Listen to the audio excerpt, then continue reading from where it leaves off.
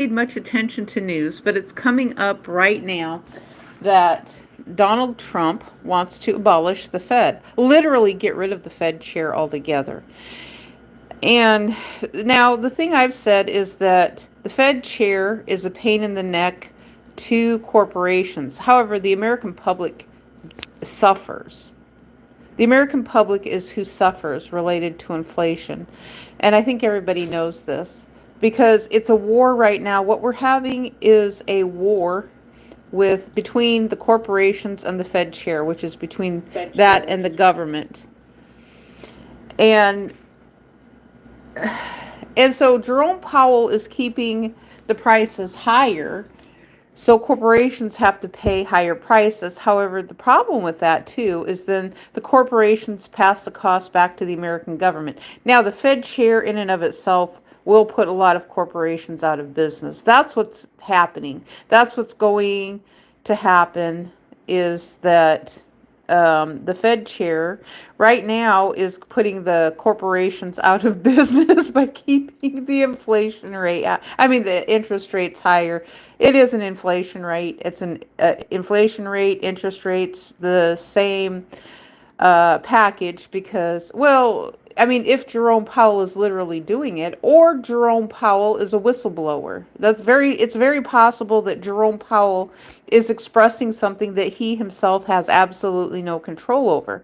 Now, if a new Fed chair gets put into office, then I would question, and the same thing is happening, that the Fed chair is saying that we're trying to get a 2%. That's what all the Fed chairs are saying, that they're trying to get a 2% inflation rate. The private corporations are keeping inflation high. That's the problem. The private corporations just keep raising prices. Now, I said this earlier today with Amazon this morning on my first live stream today. What I was talking about was a company in Texas, and they added a shipping and handling fee onto my order in the process of the order. So I ordered this spray. It was just kind of a scented room spray is what I was ordering. And lo and behold, they added shipping when I had this was with the Amazon order. And so the shipping should be zero. So, but then in the process, then they just raised the prices higher when shipping is lumped in there, then they just tend to creep the prices up higher. And so the private sector, the private business is who's doing it. So there's no such thing as, if you want a cap on something, you have to collectively create a way to place a cap that is beneficial for everyone. Otherwise, there's individual companies and business who will just raise prices just because they can get away with price gouging. And I had mentioned this myself, having grown up in a small town. If anyone has any questions, you're welcome to ask questions. Let's see, I need to put all my messages up here so I can see if I'm getting some messages. So I'm talking about Donald Trump wanting to abolish the Fed chair and private business who just keeps raising prices just because they can. And so now the thing is, if Donald Trump actually is successful in abolishing the Fed chair, you know what this does? This means that he can just decide to lower government interest rates. And so then the corporations get more benefits. So the Fed chair is actually a big pain in the neck to business corporations. The Fed chair is a big pain in the neck to corporations because of the fact that if the Fed chair just decides that, well, we're not going to lower the interest rate or the subprime rate or however that works, because there's so many different types of Fed chair rates. There's a prime mortgage rate, and that maybe I don't know that has anything to do with the Fed chair. And see, that's the confusing part, because there's so many types of interest rates, and banks like it like that. Putting out all these different types of, and TV does the same thing too. that I have no idea what all the interest rates are. So I know the Fed controls the interest rate, and they're probably a canary in the coal mine. I like Jerome Powell for that reason. I liked President Bush. President Bush actually talked about how we were trying, the second President Bush, George W. Bush, he talked about his whole presidency of trying to get interest down to 2%. He's saying the identical same thing that Jerome Powell is saying. However, we had 4% every year. Inflation under George W. Bush was 4%. The private sector is raising prices on purpose. And you know who gets hurt? The American public is who gets hurt with all of this. And another thing I read is India. India imposes some really high tariffs on America. India imposes really high tariffs. They said India imposes 100% tariff for cars. So I just read that about this morning about the tariffs because I did a little research. Now I'm hoping that the information that is gotten from, because I'm using search. I don't know what other search to use than Google. I could use Chat GPT and make comparisons and use different websites, because I don't like to use the legacy media because a lot of times I think they leave out too much information for their own selfish reasons. And a lot of times I've seen them as anti-government more than anything, that they're getting paid. They got the money that they have coming to them, and they don't care about anybody else. And isn't that how that works with anybody who's getting paid, anybody who has a job? They tend to just not care about the other people in the United States who actually need help. Now, inflation is stealing money. Economic inflation is stealing money from the American public. This is something I have always hounded and griped about, complained about. And I believe, if I'm not, I feel like there's maybe a turning of the tide in all of this. It feels like something is amiss and something is off. We are disconnected. Other YouTubers are saying the same thing, that there's a big disconnect. And there is. Is the disconnect, let me ask this question, is the disconnect that the YouTubers are talking about, they're independent, they're new to media, or they're not necessarily new to media, because us speaking is media our whole life. Keep that in mind. When we socialize to someone else and speak words, we've spoken media our whole life. We just didn't get paid for it. We didn't get paid to rig the system like corrupt Hollywood got paid to rig the system. And if you need explanations on my theory and analogies and opinion on that, I can make a video explaining what I talk about with Hollywood rigging the system. When they're a business, they're organized. I'll just tell you what I mean right now. Okay, so they're a business. They're an organized business. And so in 2017, Donald Trump took away the itemized tax breaks for independent YouTubers. He did for me anyway, because when I went to my tax preparation person, they told me that because of Trump's tax breaks that we were under a flat tax. So if you didn't have a business that had like more than 10 people or something like that, you weren't eligible. You just got a flat tax. And so now he wants to make that permanent. Now, for Donald, though, on the other hand, so they were putting a big emphasis on business, which means that if you had employees, then you're creating jobs for other people. And so they're putting this huge, huge emphasis on business and not the American public. But yet there's been another element that's always been asking, well, when does the American public become shareholders and stakeholders in this country where someone is going to look out for the American public? It's just not happening. I think there's a limitation with maybe what Congress can do. I don't know. I mean, that right now, what I'm getting from the Republicans is they would rather filibuster and and create a war within Congress of Democrats versus Republicans to raise this issue and bubble it to the top. That's what I'm thinking, related to inflation, and trying to get the attention of the American public to say, hey, what's going on here? As prices are getting more expensive, everyone is seeing that. Everyone is seeing that the prices are getting more expensive. And with the internet, the prices are masked. There's more hidden fees. It's easier to hide prices and to mask things with computers. When there's just a lot of things that lack transparency, and it kind of even goes into that realm of the autopin and authorizing signatures.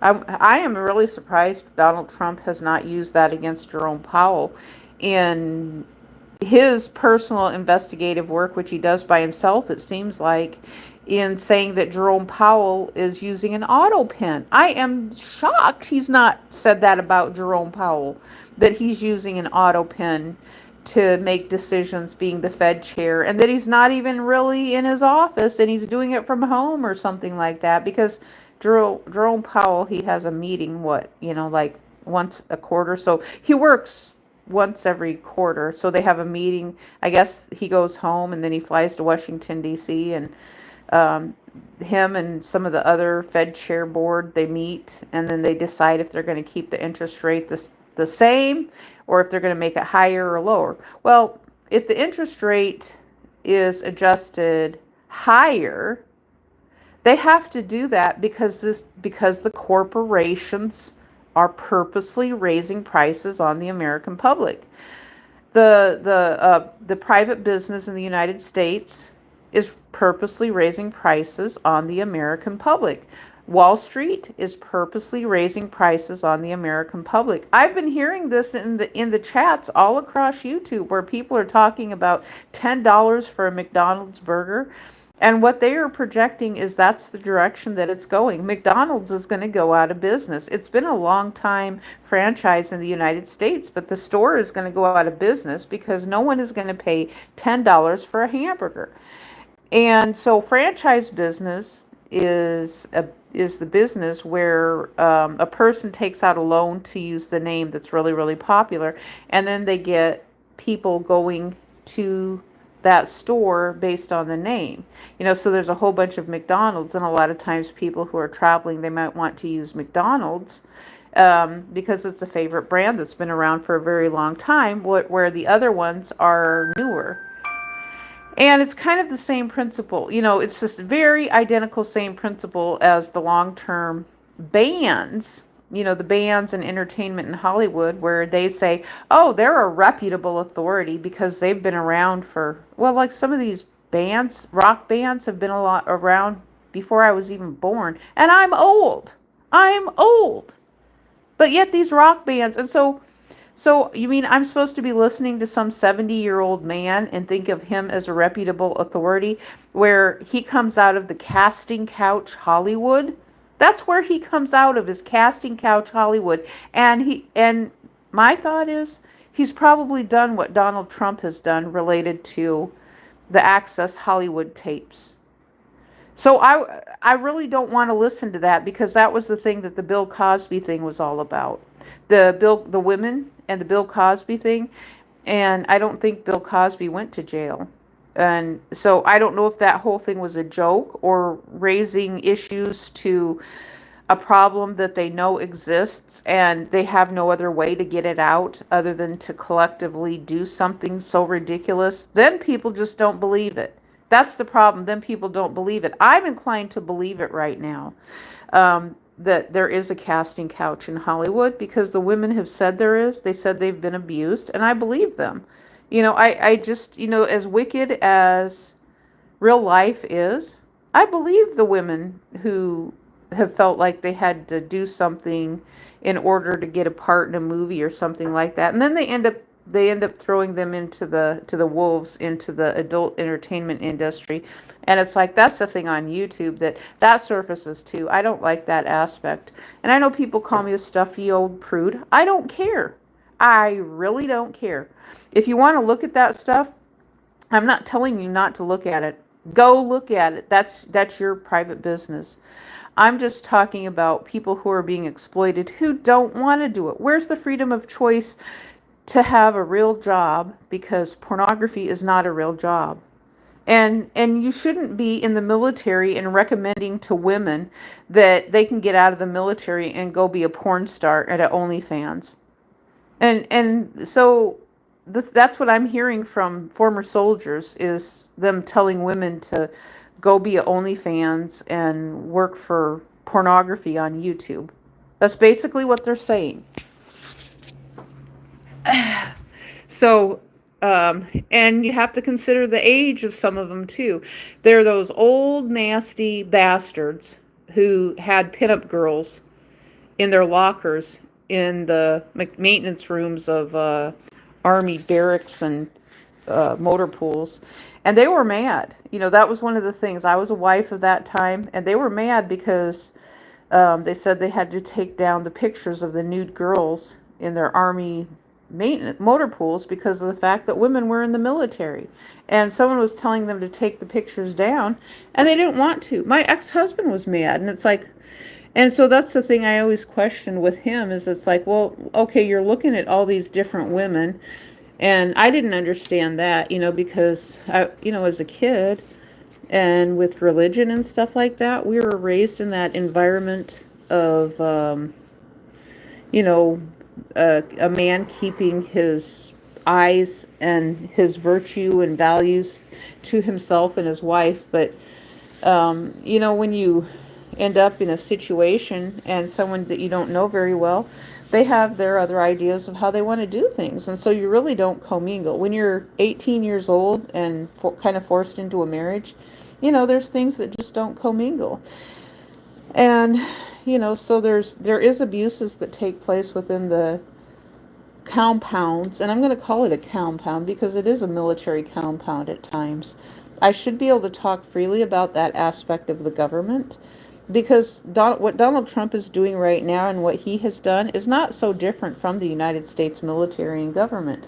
And, I should not feel like I have to just say nice things about the United States military all the time, because you can't trust them. They're just a sample of a whole bunch of different people from around the United States, and none of us know how they were raised. Ronald Reagan, what he said it's a bunch of young men. That's what he said, a bunch of young men who have given up lives. That's one aspect. They're willing to fight for this country. Why are they not willing to fight for women? Is that because you have 18-year-old boys going to war? Women have not been able to go to war because they said the country couldn't handle it, seeing women come back in body bags and dead. But yet look at Ashley Abbott, not Ashley Abbott, Ashley, what was her name, Babbitt? Yeah, Ashley Babbitt. Why did I say Abbott? Because I was Young and the Restless. Ashley Babbitt, and January 6th, she ended up dead inside of the United States during the insurrection. So I think the point that point, I believe, is that, okay, a woman ended up dead inside of the United States, and so you marginalize that by saying a woman can't do the same job that a man can do, picking up a machine gun when necessary to defend her country, to do, the same thing in being president. A woman can't do a job being president. I mean, because basically that's what I'm hearing, is that the United States doesn't want a woman as president. But let's get back to the 17-year-olds joining the military, because that's the thing. When they're 16, 17 years old and they do the delayed entry, you've got teenagers. Their parents signed off for them to do basic training, and once they graduate from high school, then they can just go straight on into active duty. And so we've got young men. They've never been married, never had kids. Maybe a few of them have kids. Maybe a few of them got married at 18. But they don't have any life's experience. And so the United States military has such a laser focus on war. That's all they focus on is war. That's all they focus on is war. And treating women poorly because they've been able to get away with it. And I guarantee you that the United States military is probably going to be worse with the casting couch than Hollywood is. So I've never been to Hollywood, but I'm going to believe Donald Trump when he says he did what he did because he can get away with it. That is what Donald is saying. He does this stuff because he can get away with it, and he has. I mean, he's telling you the truth. Should we not believe the president?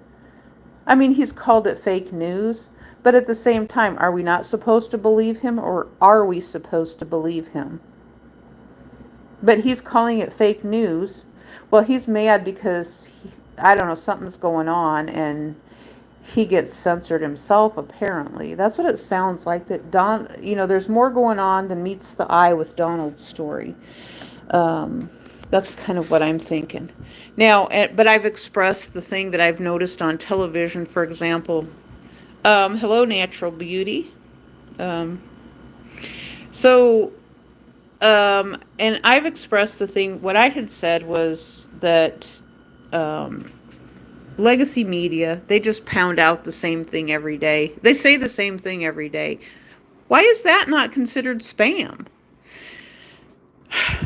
I've asked, so on YouTube, we've got all these people telling us that if we mix up content of some sort, well, I read a thing on YouTube yesterday that said that we can still mix up content the way we've been doing it. So if we're using our own voice, speaking our own voice with a AI generated assistance, which Hollywood does that, the fake news does that with their stock footage.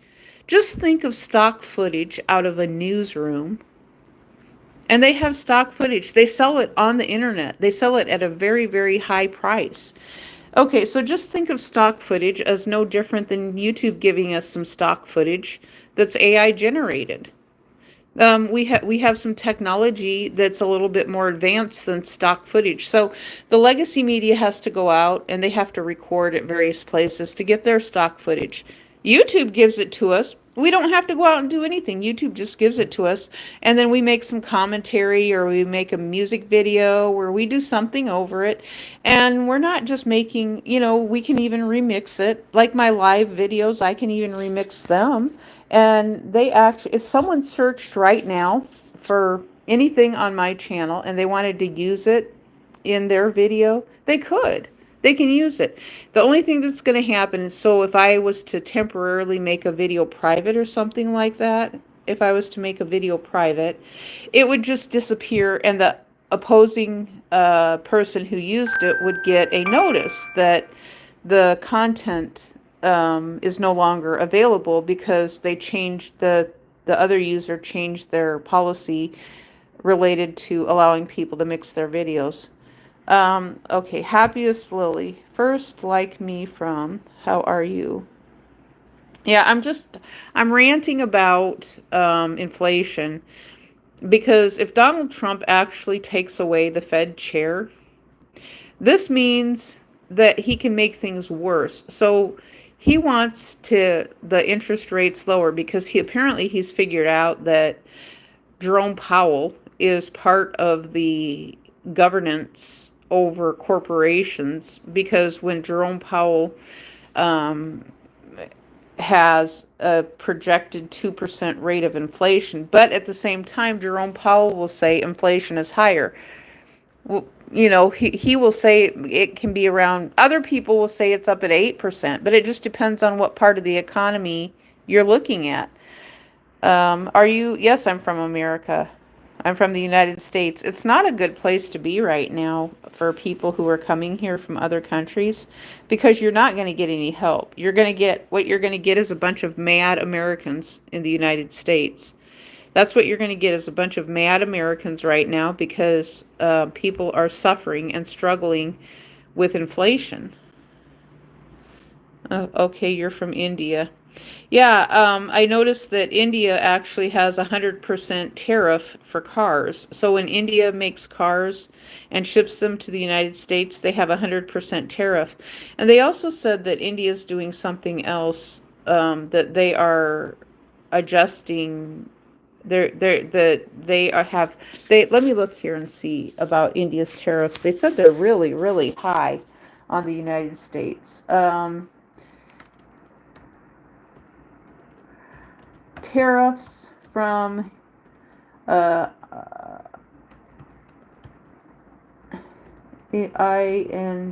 India on USA. Let's see what they are.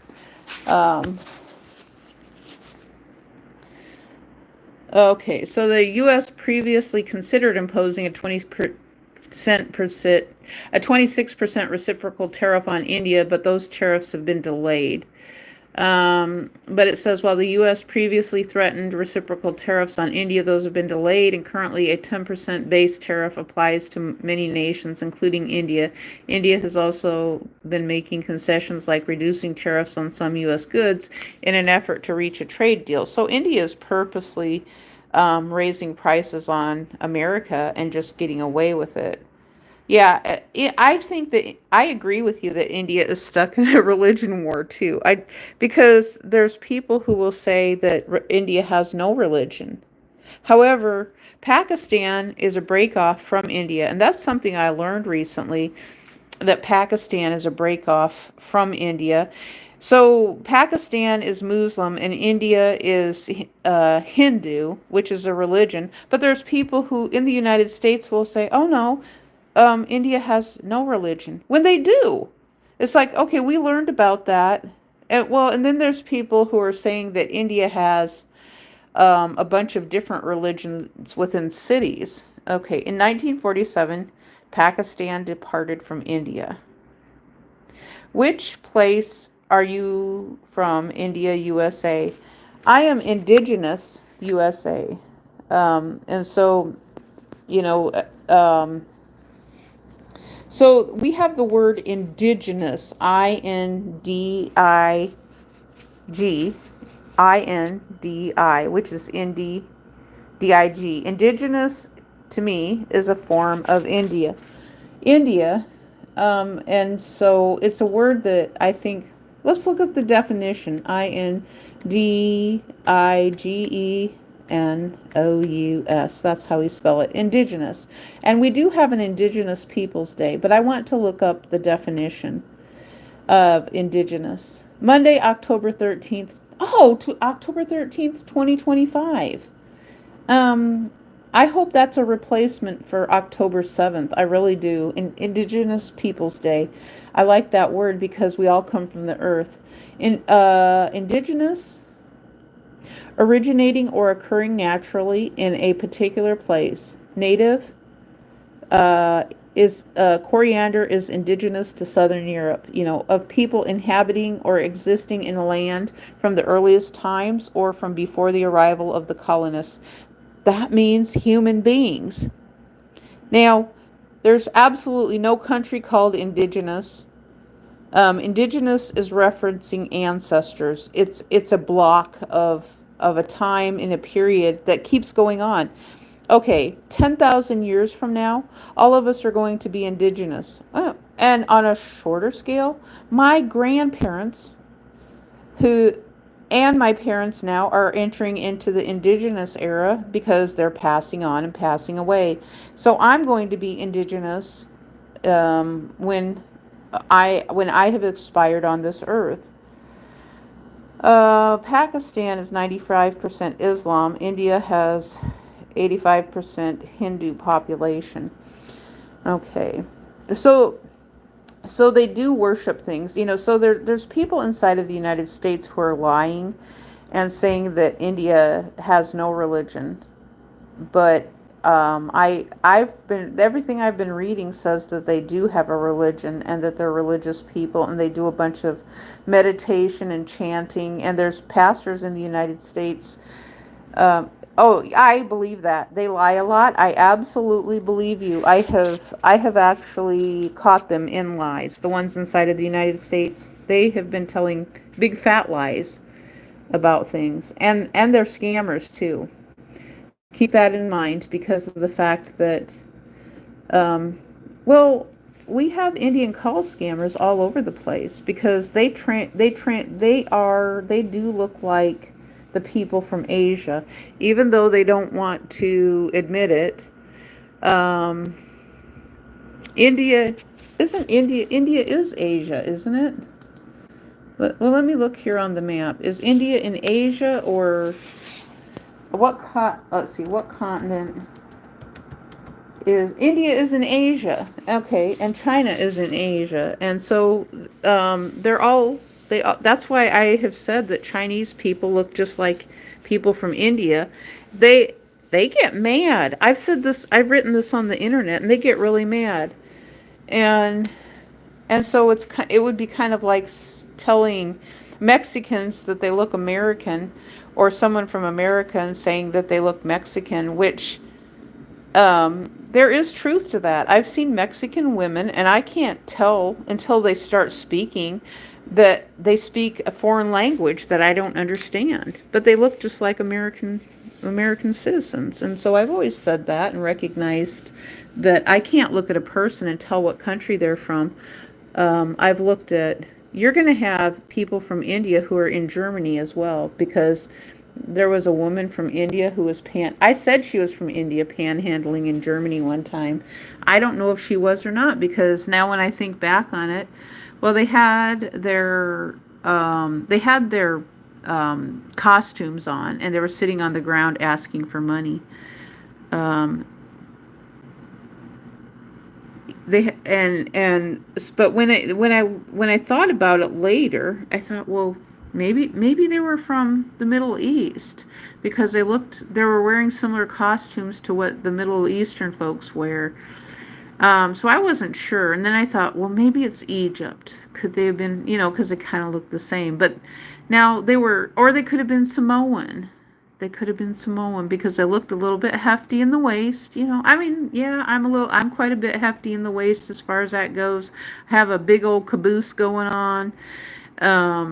And so, I'm not saying that for that reason. What I'm saying is that they've been eating well. So the people that were panhandling, asking for money at that time, they had been eating well. So now the thing is, we can't always say that people who are thin have not been eating well. I'm not going to say that. They make a choice to be thin. And I read something else too. I read something recently that said people who are in stressful situations, that they can literally lose weight. So when people who are confined in places, that they start losing weight. So my mindset is out on that. So what I'm just discovering is that I don't know what's a fact. I mean, all of it can be a fact. And that a person who, I want to ask this question again related to exercise. So how is it a person can be under stress or be confined in a place and lose weight and just not exercise and still be healthy? It's possible. That's why we need to abandon all this exercise stuff, because to me, the workout and fitness adds stress to my brain. You missed the bus. Well, let me read this. Abrisny officials fan, also yellow heart. I missed the bus to the beach because my parents were looking for a backpack. Oh, they were looking for a backpack. Alien powered. Okay, so you put a bunch of power. So you're making some artwork. I see some T's in the middle of your ASCII character artwork there.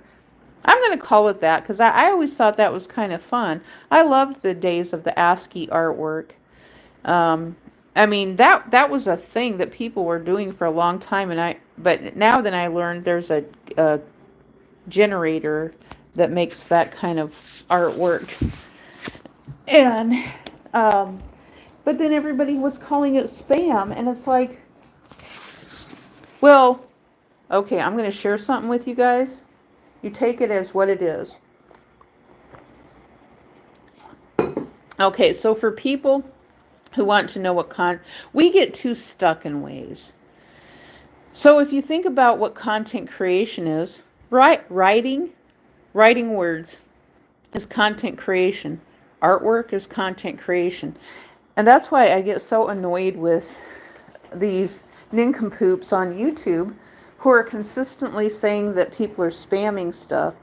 Now if you write something over 5 times, I actually would give people 5 times, not just 2, 5, and then they say they take a little break or something like that.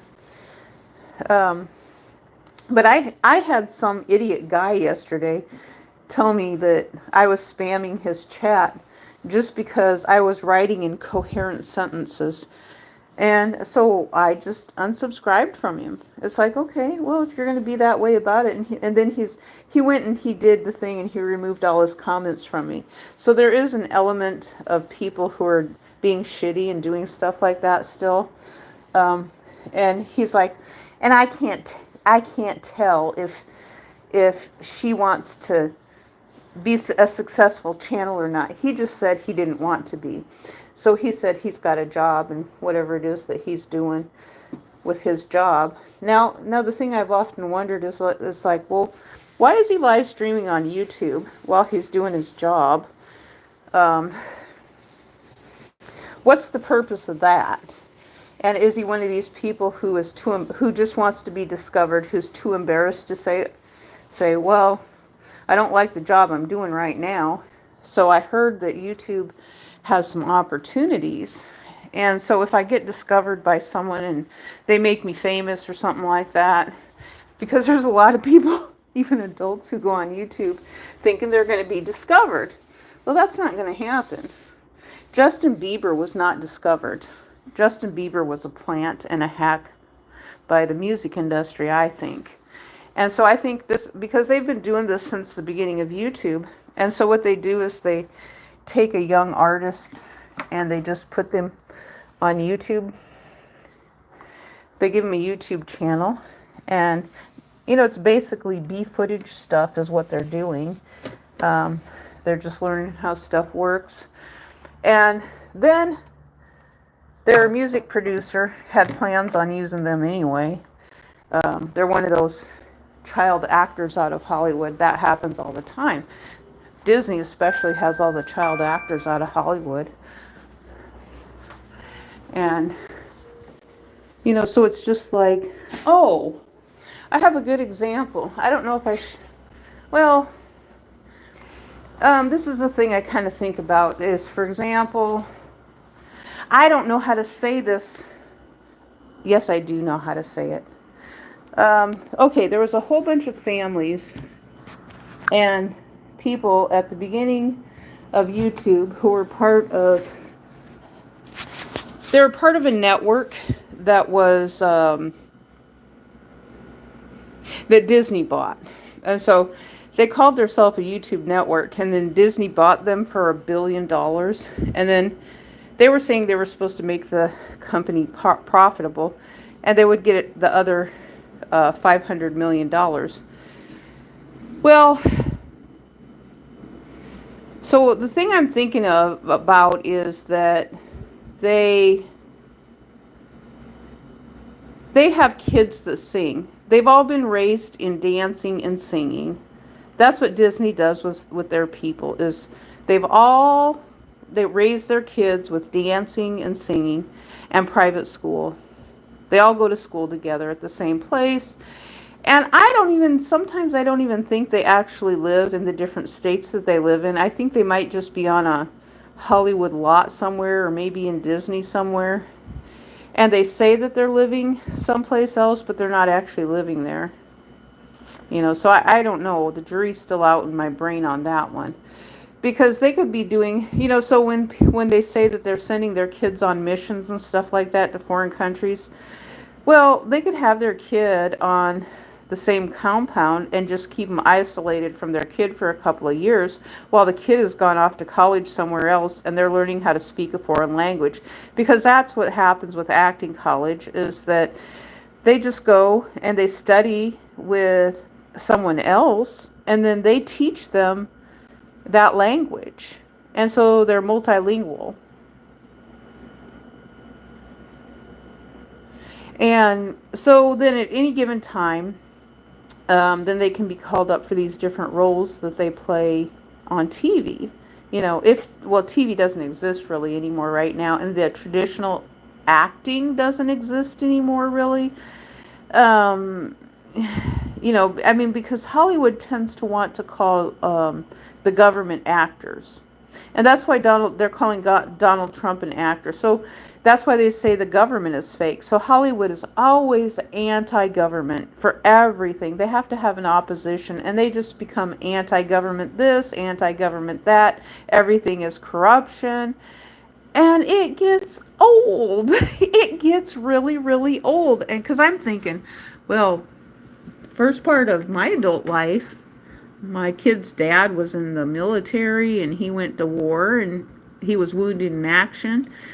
And I was wondering if he died or something, how in the world am I going to take care of myself? Because there was no plan for that.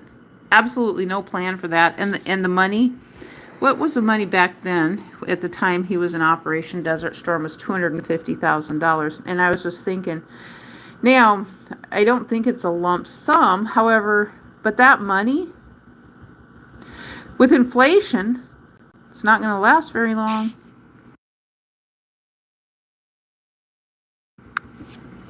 So with inflation, it's not going to last very long. So this means that Donald Trump right now is on the attack against military families. Without a doubt, the man is on the attack. If he gets rid of Jerome Powell and interest, then see what will happen is that if we got rid of the Fed chair, then we would have no gauge and metric for knowing what the inflation rate is in the United States, because I think Jerome Powell is more of a canary in the coal mine, a whistleblower. But there's things that he does because corporations are just raising prices on the American public. But the system is so broken because they won't put a cap on anything. So the traditional Wall Street will say, oh well, if you stifle money going to us, then you're stifling business.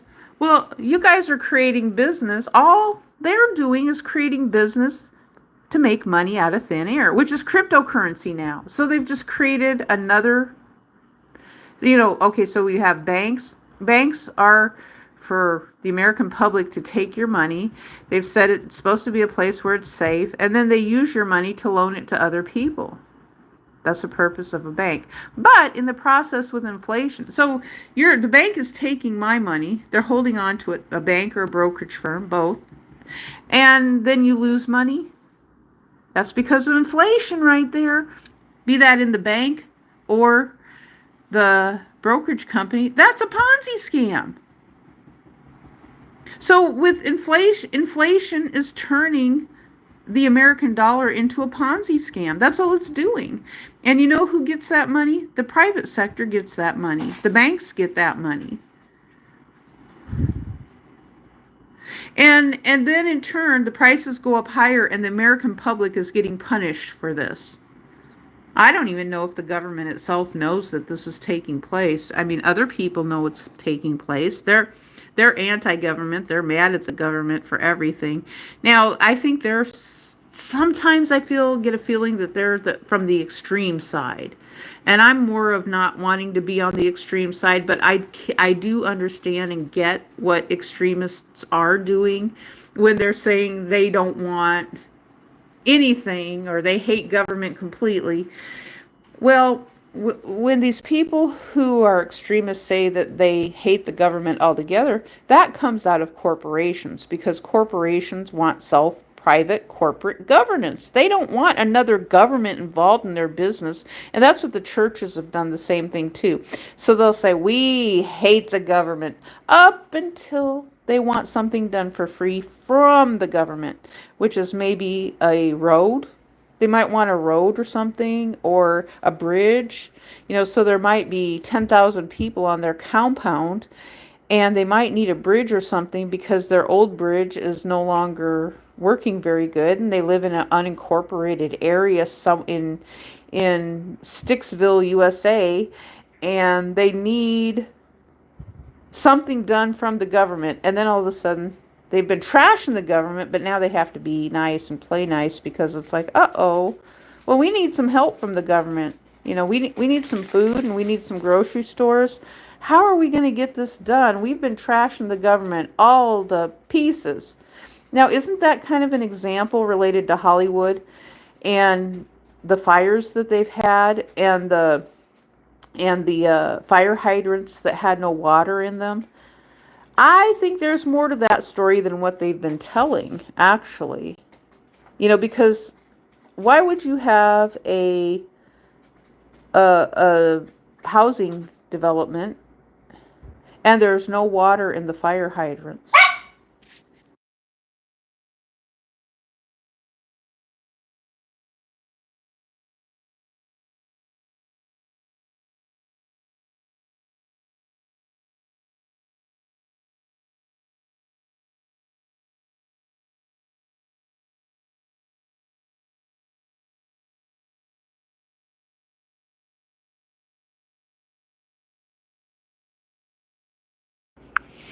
Now, if you are a Hollywood set or a planned unit development or a subdivision that was built specifically for the purposes of using it for filming, one of the Hollywood backlots that they have all over Los Angeles, then you might not put any water in the fire hydrants. You would just have fire hydrants.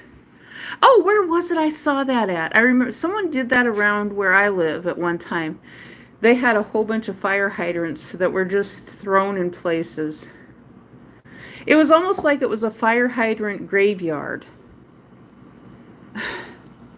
They looked like, actually they looked like antique fire hydrants, and I was thinking, I wouldn't throw them away. My gosh, they could be used for something, like for some kind of city.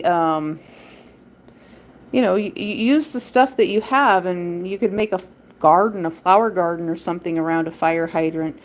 Because I'm thinking that the fire department, you could have another place to plug into than just a fire department, because there's water running to all the houses. So why can't you just plug into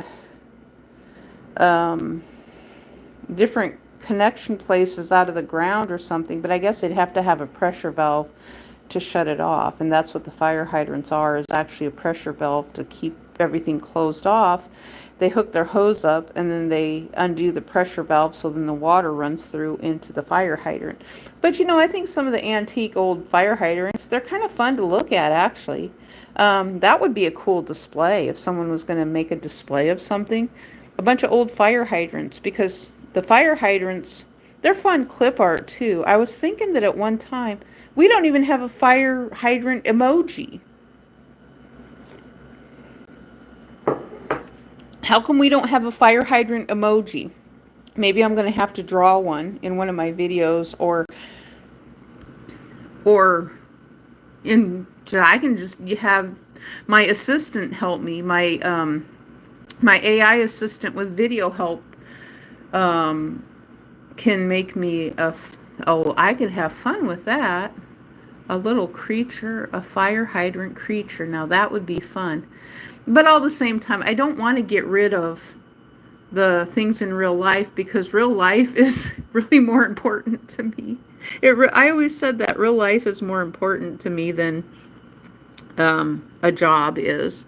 And so what I'm doing right now is not a job, because I'm not getting paid.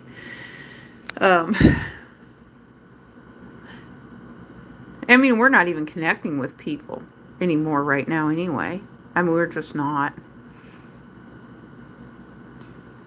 But I feel like there's a transition taking place. I really do. The transition, I feel like they're still trying to get these two worlds to collide and mesh and work together.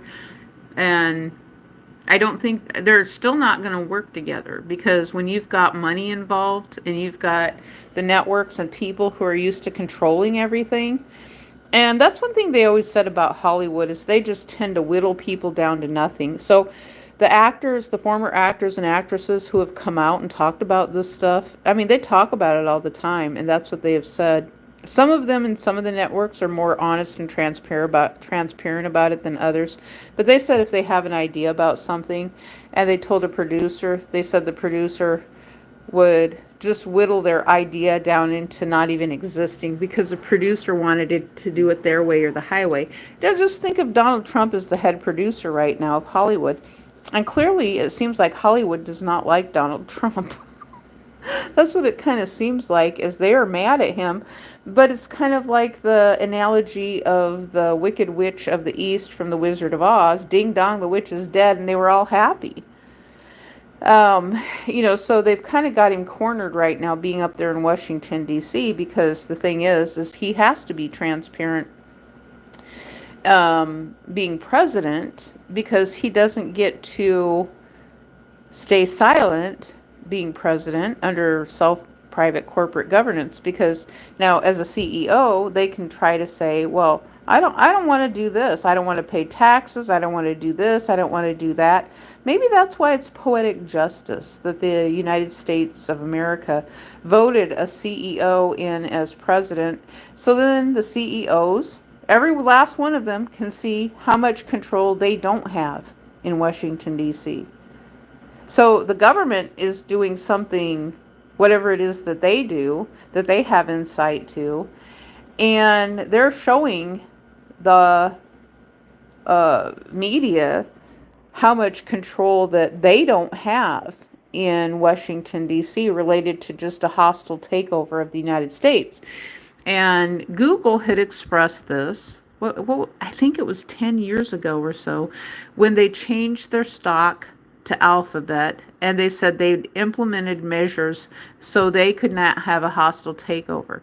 And so what was happening is all these internet companies or all these stock companies were being hostily taken over because someone bought 51% of the shares, which meant they owned the majority of the company.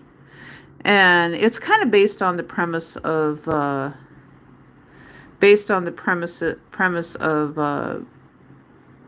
Shark Tank. When the sharks come in and they say, "Oh, I want a 50% royalty for perpetuity, and I want 52% of your company." I think 51% or 52 is the highest I've ever heard them offer, but that's still ownership of the company. So if you give someone a 51% leverage in your company ownership, then that means they own your company because they've got more of it than you do.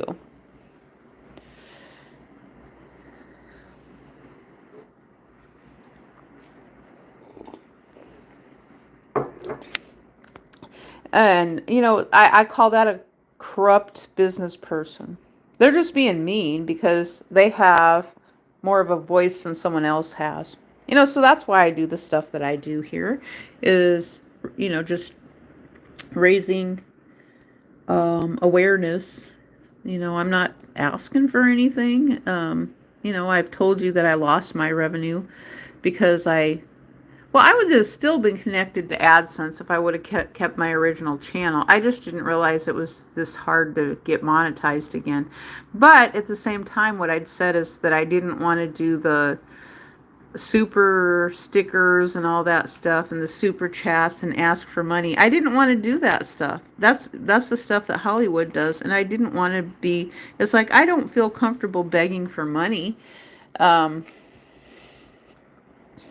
just don't. Now, some people have said, "Oh, that's all politicians do is beg for money all the time. That's their job, is to beg for money." They said they spend 40% of their time begging for money. I don't know if that's true or not. Well, why should they have to? What are they begging for money for? Now, the thing that I hear when I watch them on TV is that they're going in front of Congress. Oh, they are begging for money in that sense, because they're saying, well, we have this that needs done in our district. I don't see anything wrong with that.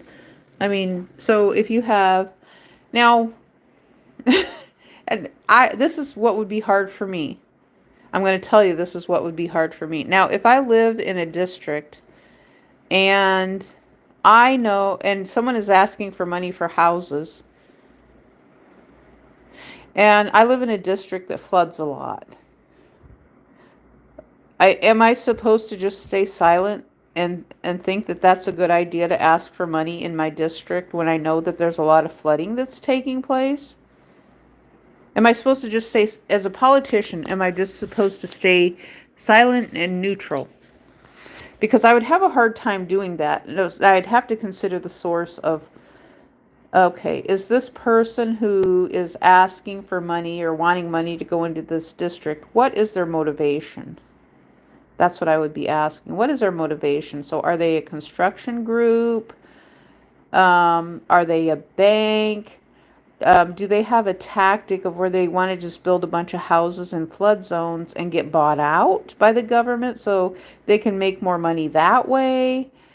Or are they in the business of, okay, let's build houses in flood zones so that we are creating future job creation. So the houses flood, then we can tear them down, and then we have a consistent housing boom taking place because someone is always building houses in the flood zone. So we have a consistent job market for building houses in the flood zone because we're creating our own job creation. Hey, it sounds like a grand idea, doesn't it? A grand idea to just keep on building houses in the flood zones. Why not just go along the Mississippi River, build a whole bunch of houses along the Mississippi River? You got plenty of places up there in Illinois too.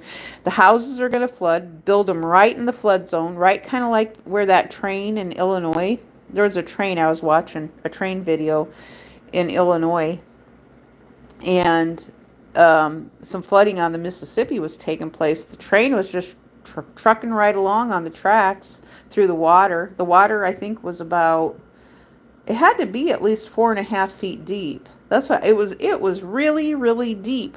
Just build houses there. And so maybe once every couple of years, you'll get a house built. You'll have a brand new house, and it's going to flood. And then the person's going to have a bunch of mold in their house. Whoever's living there, it's probably going to be apartments. Nobody in their right mind would want to build a brand new house right next to the Mississippi River, because I know when I was a kid, it was always flooding all the time. And the government, the state actually they were actually moving houses away from the river.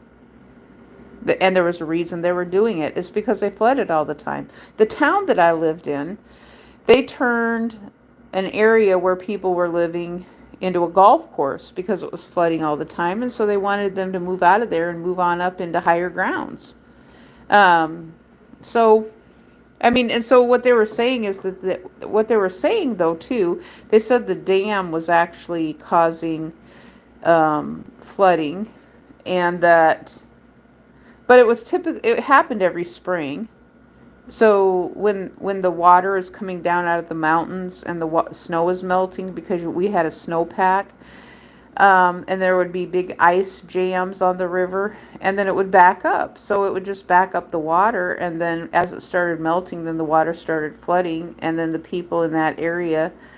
So the thing is that if the water would have just been running through there freely, that doesn't mean that the ice jams wouldn't have happened anyway, because they would have happened. But see, with the controlled dams, now the dam has been removed, and so it doesn't sound like there's been any flooding after they removed the dam. The water's just moving through there freely now. And so if it's moving through there freely, then I'm thinking that would mean that it's repositioning the sediment. So if it's repositioning the sediment, what that means is that I don't know if they dredge the river or not, or if the river just gets deeper. Now, if the sediment is building up in the bottom of the river, then to me that would mean there's probably a higher risk of flooding out further in some of those places, because of the fact that the sediment has built up, which means where there's houses now, where before they had a controlled, where they could release water out of the dams in some places, and then they could try to prevent flooding that way. But right now, they took the dams out, and So the water can be end up more shallow and sediment repositioned into the river, which would mean that come springtime, the flooding could be worse. I mean, that's just my logic that I'm thinking. After living where I've lived here for going on 20 years, because of the dredging aspect related to all consistently dredging. And so this means in some of the cities where they're removing dams that the problem could still just be just as bad, because a lot of the cities have rivers that go through the middle of the cities. I know Houston was one of them. If you remember, was it Ike? Or I don't remember which one. And the Joel Osteen church was flooding. And they said that was the reason that they didn't let anybody in, was because they were in downtown Houston and it was flooding. And I'm thinking, okay, you got a river in the middle of a concrete jungle, and there's a hurricane and the water's backing up. It has no place to go. The water has no place to go but inside of the buildings. But you made a concrete jungle and you didn't think about hurricanes, and you didn't think about that the crust of the earth is subducting underneath the ocean. The continental plates are shifting and getting sucked up underneath the ocean, and water's powerful, and water, the ebbs and flows, it comes in and then it sucks the dirt out. The water comes in, it rushes in, the water is absorbed under the ground, through the sands, through the dirt, and it pushes in and it absorbs like a sponge. Dirt absorbs like a sponge, and it pushes far in. It can push in way far in, where what they call it, if you have a hurricane, it's the brown hurricane effect, where the dirt, it's still solid for you to stand on. It's not to the point of liquefaction yet. But if you had an earthquake, it could be liquefaction. So when you live next to the coastline or in a swamp, there's a lot of water around you. You're surrounded by a lot of water. But yet they're creating future jobs in flood zones for people, purposely building houses there. Now, the insurance companies do not like this, because insurance companies in turn are supposed to pay people a fair market value for their houses. So, but yet the houses have doubled in price. So if you had a house that was $200,000 4 years ago, that house is $500,000 now. The insurance companies do not like that, because that means they have to come up with more money to pay for the house. And so the job market for building houses, that means they have just given themselves a huge, huge raise. And then you've got the home improvement companies. They're probably jacking up prices as well, because they want in on this deal of housing and, increasing the prices of housing. Something we've always heard, your house is supposed to be an investment and it's supposed to go up in value. Well, and I always thought, I didn't put much thought into it. It's just something that was on TV and everybody was saying it. However, I didn't think about Wall Street. I was young and dumb. I didn't think about Wall Street at that time. Now I do. It's like, well, the only people benefiting is Wall Street. Wall Street and the bankers. Those are the only people that are benefiting. Now, what am I supposed to do with this information? Now I know that Wall Street is the problem child, because we had an Occupy Wall Street movement. How many years ago was it? It was under Obama, I believe. And people were asking for something to be done about Wall Street.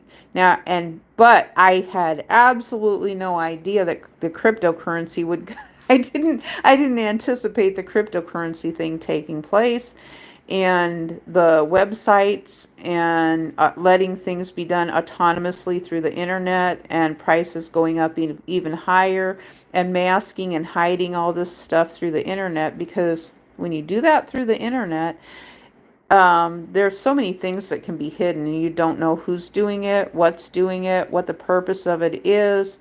And now, are you going to end up with a whole bunch of foreclosed on websites?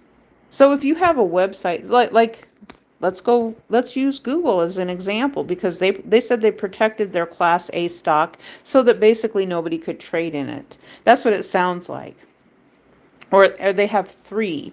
They have three types of different stocks related to their company, or that's how I understood it at one time.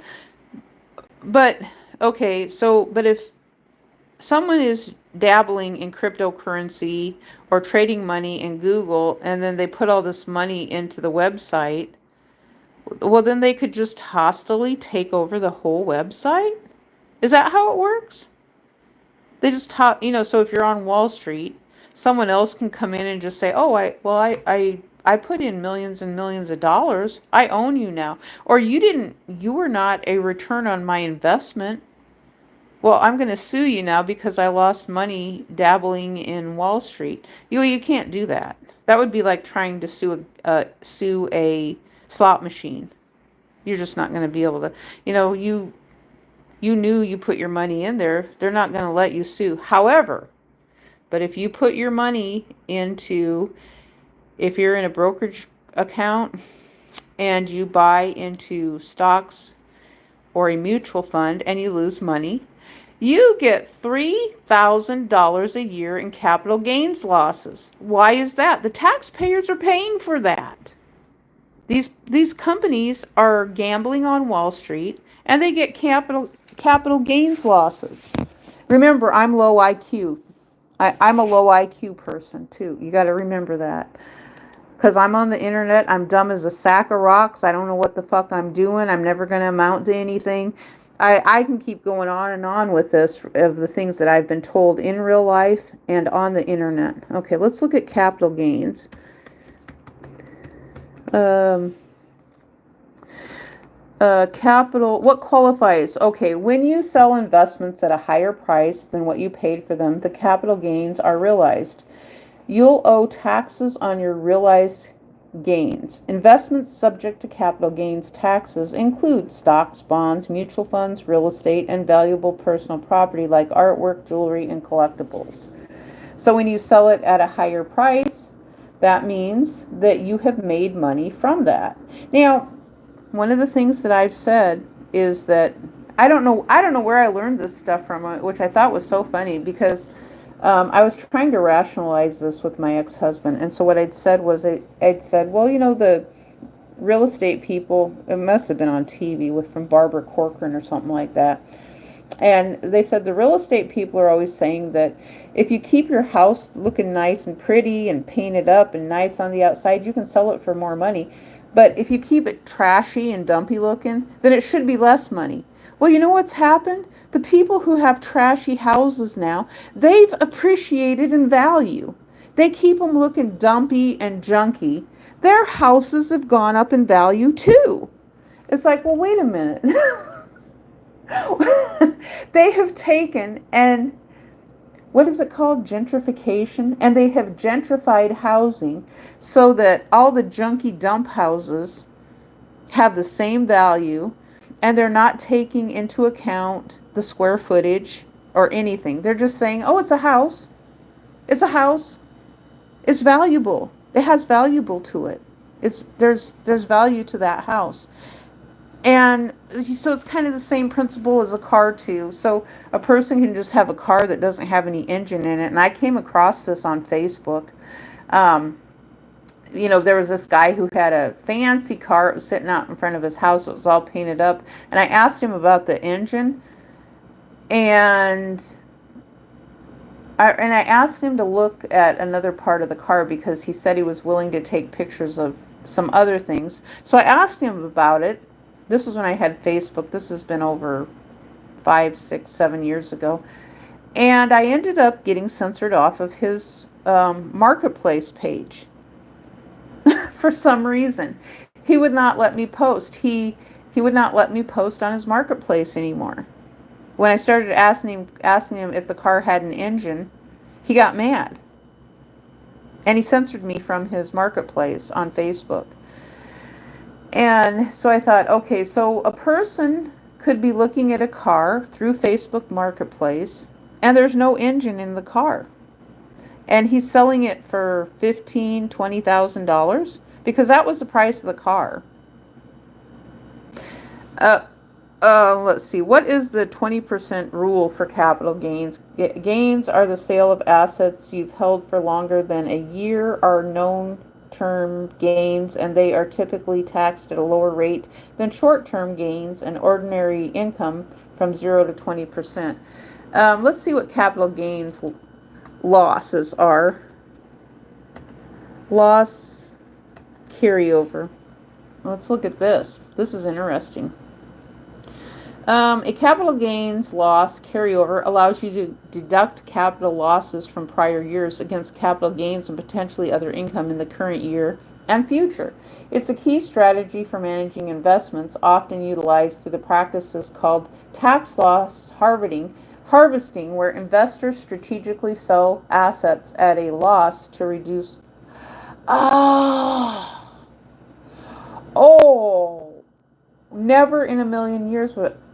Okay, so they get a tax break, tax loss harvesting. Listen to this, government, if you're listening. Tax loss harvesting. So they purposely sell at a lower cost because they know they can't make their money back, but they get a tax break for it. Haven't we this has been out here in the public for a very long time. And this part is right because I have experience with this part that I'm going to read up here next. Deducting other income. If your losses still exceed your gains after offsetting them, you can deduct a maximum of $3,000 of the excess loss from your ordinary income like salary in a single year, $1,500 if married filing separately. Oh, this is a big aha moment. Oh my gosh. This is a huge aha moment. So, in my second marriage, he wanted to get married. So he got $3,000 instead of $1,500 with capital gains losses on a loss in his portfolio that he had before I met him. So his loss took place when I was living in Germany.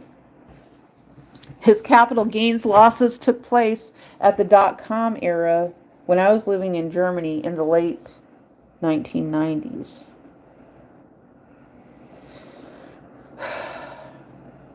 So if you're married, that's why they want to be married. They get additional benefits from having a wife related to capital gains loss. Now, it's only $3,000. I mean, it's not like it's a lot of money, but it is $3,000 is a lot of money. And so when I say it like that, I don't want someone to think that $3,000 is not a lot of money, because it is. But at the same time, this is money the government is giving for losses inside of a brokerage account. For someone who can purposely sell their portfolio at a loss, and then the government picks up the costs. So carrying forward unused losses, any capital losses, means after offsetting gains and deducting the maximum against ordinary income can be carried forward to future tax years. So if you have 1 year, in 1 year, let's say you lost $250,000, you can just carry it over year after year after year. I thought there was a limit, but there was something I read. How many, let's see, capital gains losses carry over? How many years? How many years can you do it? How much capital gains loss can you carry over? How many years? Let's see if we can find something on this. Capital gains loss carryover rules for individual. If your capital gains loss exceeds your capital gains in a given tax year, you can use the losses to offset up to $3,000 of ordinary income. However, if your net capital is greater than the annual limit, you can carry the unused portion forward to later tax years indefinitely until it's completely used up. So, example, if you have a $5,000 net capital loss and no capital gains, you can deduct $3,000 from your ordinary income in 1 year. Oh, the marriage thing. So they can get more money by having a spouse with capital gains. Why does that make a difference? If the spouse doesn't know anything about the capital gains, why is there more money, $1,500 come tax time additional for having a spouse? I didn't know that that was actually something right there. So there's incentive for someone who is doing Wall Street to have a spouse, to get extra money for the spouse. So that just monetized a spouse right there through Wall Street. Wall Street is monetizing human beings and contributing to human trafficking. That's how I view it. Oh my God. I didn't even think about that at the time. I didn't even understand what capital gains was. And over time, I had to learn about it. I looked it up and I read about it over and over and over again. And even today is the first that I learned that if a man is not married, then he gets less money for capital gains losses. And then I learned the thing of capital gains harvesting, which is just purposely losing money. And then you get a capital gains tax write-off from the government. I didn't know that that was such a thing either. I guess that sounds like it might have something to do with shorting stocks. So you sell at a loss and then you get a capital gains from the government, from the United States government, and a carryover. If you're married, you get extra money. Well, look at that, the incentive right there. Extra money for being married with Wall Street. It's like, I am not an asset. And this is the problem with doing this, this is the danger with doing this. Then you have men who their sole motivation. Imagine this. This makes sense now. This is making more sense. So you got a guy, he's involved with Wall Street. He goes down to a foreign country, gets himself a mail order bride because he's got capital gains losses. He just needs her for for a few years to make a bunch of extra money, and so there's a lot of benefits that he gets from her because he can get extra money by having a wife. And Wall Street is incentivizing women as a commodity. What do you think about that? What do y'all think about that? Anybody listening? Wall Street is incentivizing women as a commodity. So if you get married and you lose money in stocks, you're being married and having a wife will give you an extra $1,500 a year come tax time, for a total of $3,000. So you've monetized yourself, you've monetized your wife.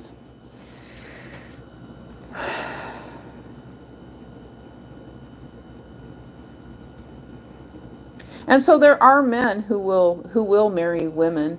That's the kind of man I was married to in my second marriage, was this, what I'm explaining right here, in being married to it. To me, it still feels like marriage fraud. If I was an attorney, I would be arguing marriage fraud on my own marriage at every angle. I would be arguing marriage fraud, marriage fraud, marriage fraud. If I was going to court, I would be arguing marriage fraud, marriage fraud, marriage fraud at every angle, because of the fact of, these are things I didn't know about. And so I would have to understand these things from a younger age. If and this is how I wonder, how do attorneys argue this stuff? Because either they would have to take a crash course, or they would have to have been involved with, have some kind of experience or something to understand what's going on. Because, for example, a lot of times people will say, well, you got to go to law school, or you come out of the military and maybe JAG becomes an attorney. Well, the thing with JAG, though, is the military is taking care of them, and they may not have experience with capital gains loss or the incentives involved with, okay, get yourself a wife and you get an extra $1,500 a year come tax time. And here, after my divorce has been final for going on 4 years now, and now I just find out, okay, there's incentive in it. Every angle of the way, I would be arguing marriage fraud, marriage fraud. He went into it with marriage fraud in mind, with everything that he did. He was doing things just for himself. Wait a minute. Did I just describe Donald? Oh, shit. Did I just describe Donald Trump? Get yourself a foreign bride who doesn't know about capital gains. Oh, God. There's so many. There's so many. What do I call? What's the word? So many similarities between Donald Trump and my second husband. That's why I called my second husband Donald Trump. I did. I called him. I called him Donald Trump because it's like I can't figure out why you hate Donald Trump because you're doing this identical same thing that Donald Trump is doing. And that's what that's why my husband would get mad at me because he would just say, "Oh, shut up. Shut the fuck up." These are rules that the government has in place and people are going to take advantage of them. You have monetized women as a commodity. Please, if I could ask for one thing, please, women. And you don't have to be married.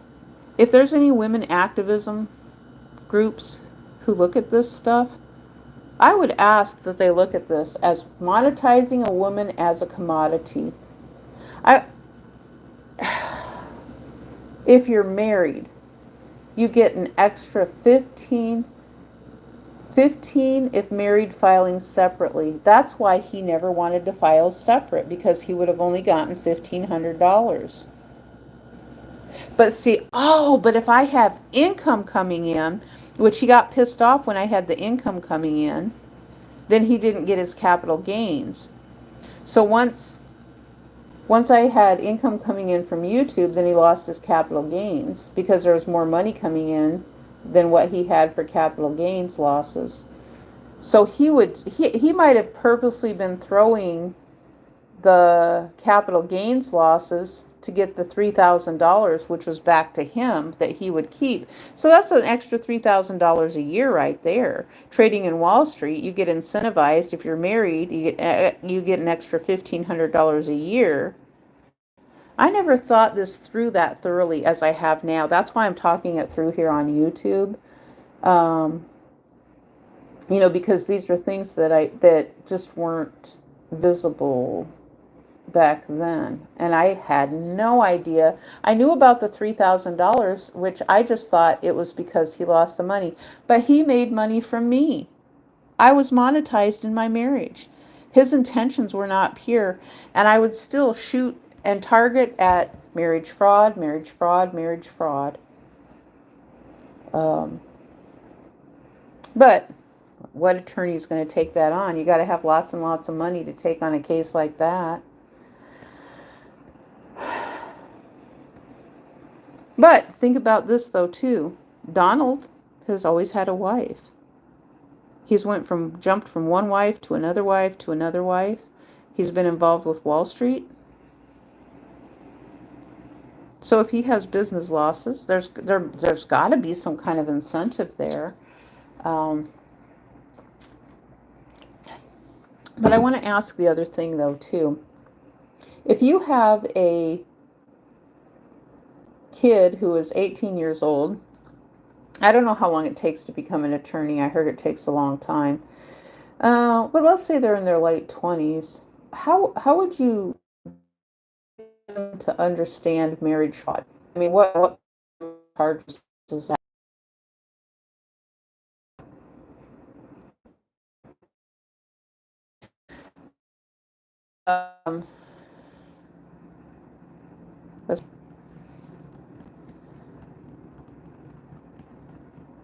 Let's see what else. Other important considerations. You must report the capital loss carryover on your tax return each year until it's fully used, even if you don't file a return for a given year or don't benefit from it that year. You can find the capital loss carryover worksheet in the IRS publication. I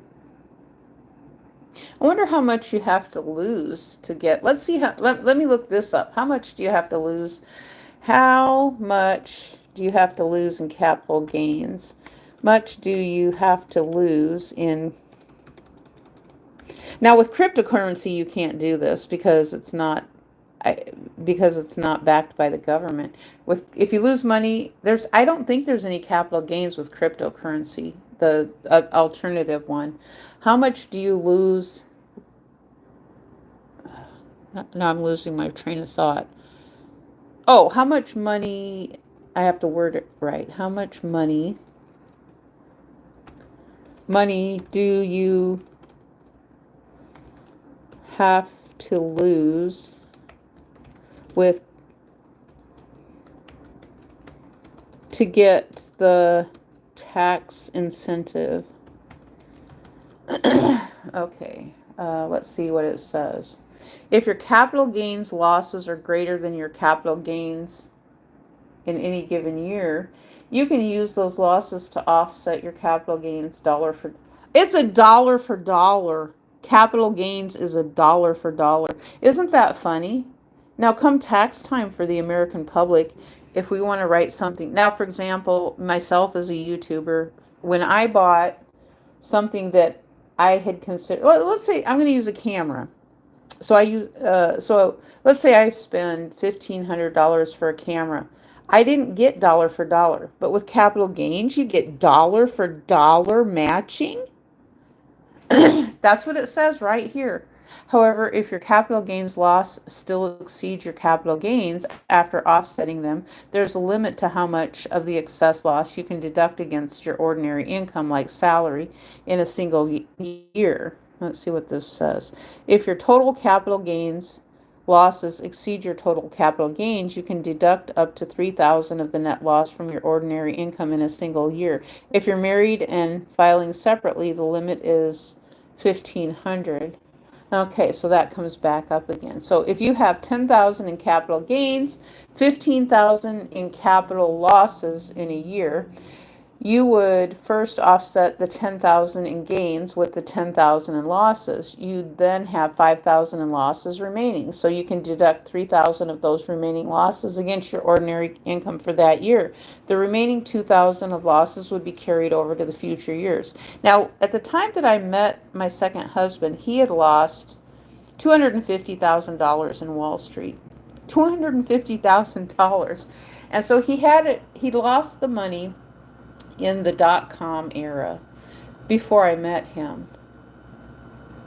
I never in a million years would have thought that his only sole motivation in getting married was because he gets extra money a year with his capital gains losses, and he gets that dollar for dollar. That's a lot of money, $3,000 a year. If you can keep your salary low, that's a lot of money with carryover with capital gains losses.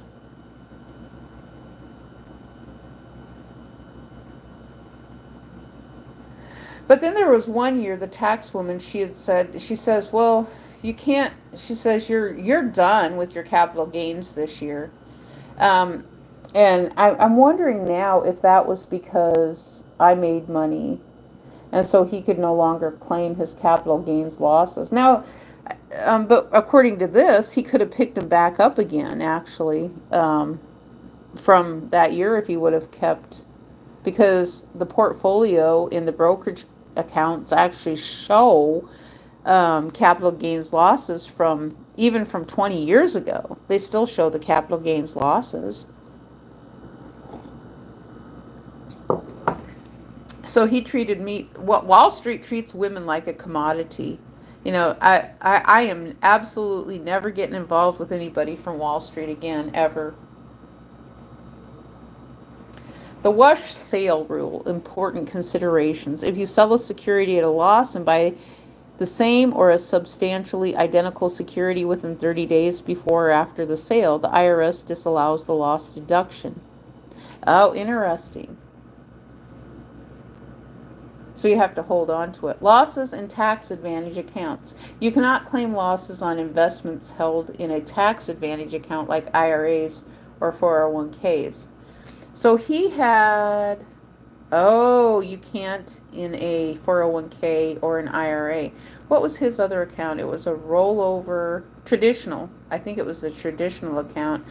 And so then they were moving away from the traditional account and putting the money into the Roth IRAs, which the Roth IRAs did not, which they just said here, do not allow on losses, but the traditional account did. Record keeping. It's essential to keep accurate records of your capital gains and losses, including purchase dates. Now, he liked to keep the traditional account. I'm thinking for this very reason, because he had two of them. He had a Roth and he had a traditional. He kept the traditional account. It's always recommended to consult with a understanding capital gains losses. That sucks for women right here. I mean, that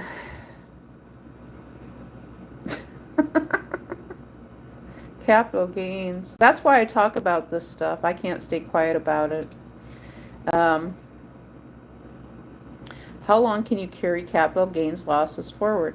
You don't lose any unused balance of your capital gains losses because the Internal Revenue Service includes a provision that allows you to carry any remaining balance forward for an unlimited number of years until it's depleted.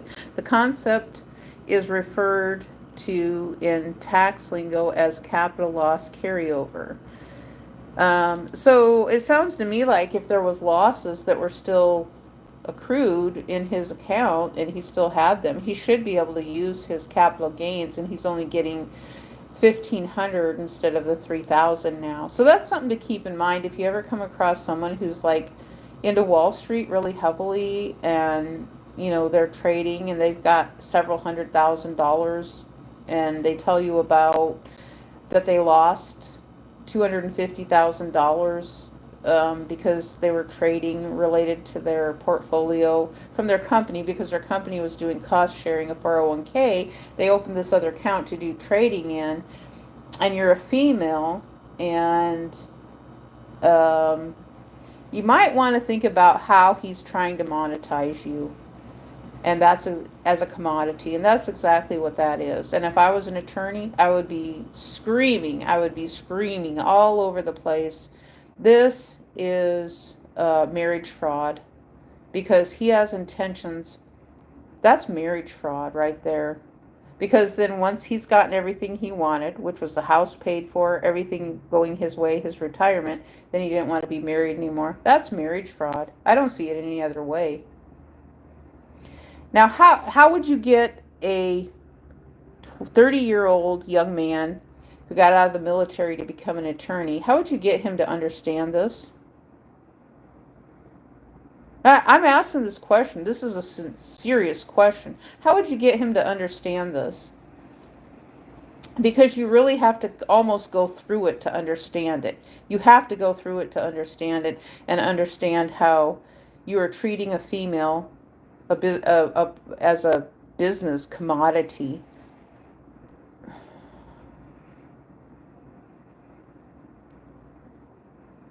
I'm not soured towards men, even though I've been accused of it.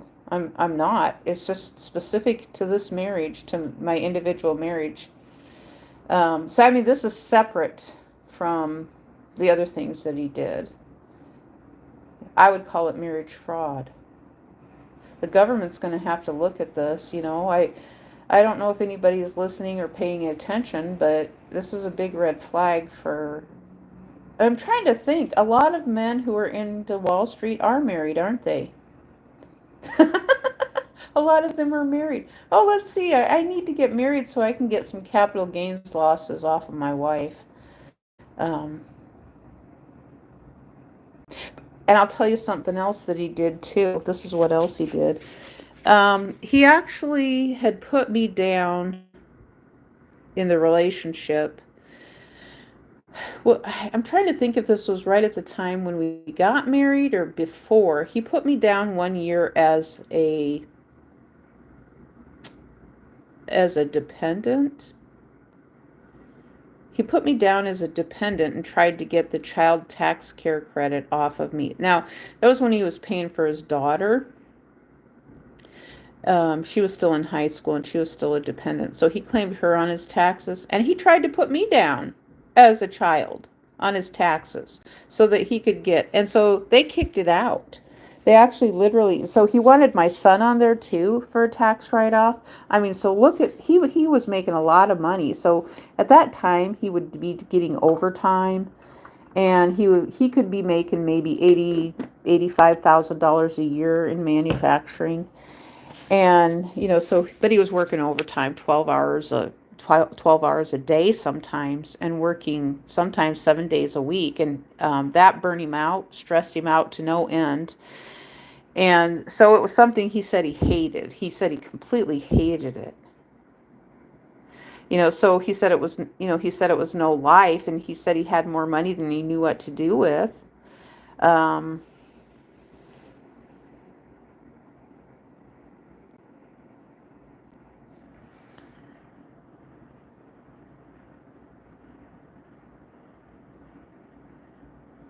and the manufacturing companies allow this, and the United States government allows this. I mean, this is rich people human trafficking right here. When they talk about this stuff and say it's of the devil, yeah, I mean that's too nice of a word. That's too nice of a word for what they're doing right here. Um, yeah, capital gains, lose money, get married, get an extra $3,000. Now the people, and let me repeat this part again too, related to cryptocurrency. If it's cryptocurrency that is backed by the United States government, you're probably going to be getting that money, I would imagine, as a capital gains loss if you have losses in cryptocurrency. Now, the other cryptocurrency, it's not backed by the government, which means that if you have losses in the blockchain cryptocurrency, you're probably not going to be able to commodity your wife and get any type of benefits out of that. Unless it's through money laundering and embezzling or something, through, um, trying to think. The actual company is probably going to fold up and go bankrupt because cryptocurrency becomes more of a Ponzi scam. But imagine that. I mean, this is where I'm at right now in digesting this because of the $1,500 thing. The $1,500 thing, because I did not know that hinged upon marriage. No wonder he wanted to get married. He lied about that at the time of the divorce when he said he didn't want to get married. He lied about that. So I have to wonder if one of his partners chose that she didn't want to get married, and so he was creating a fuss with her because she knew. I mean, she was an accountant, so she knew about all that stuff. I took a little bit of accounting in college myself, enough to understand it, enough to understand what's going on, enough to understand that when you have a business and you're a YouTuber, you pay both the employer portion. So if we pay 6% in for Social Security, we're basically paying 12%. Same thing with Medicare. You're paying double. Everything is double for a business. So you pay your employer portion. And there were times as a YouTuber when I had my first account where I was paying, oh my gosh, I paid a lot of money. I think that one quarter, there was one quarter around 2012, I paid $12,000 into for the fourth quarter. Now, I have no money right now. I'm not making any money on YouTube, so I lost all that, because of everything that went on. And then I deleted my channels.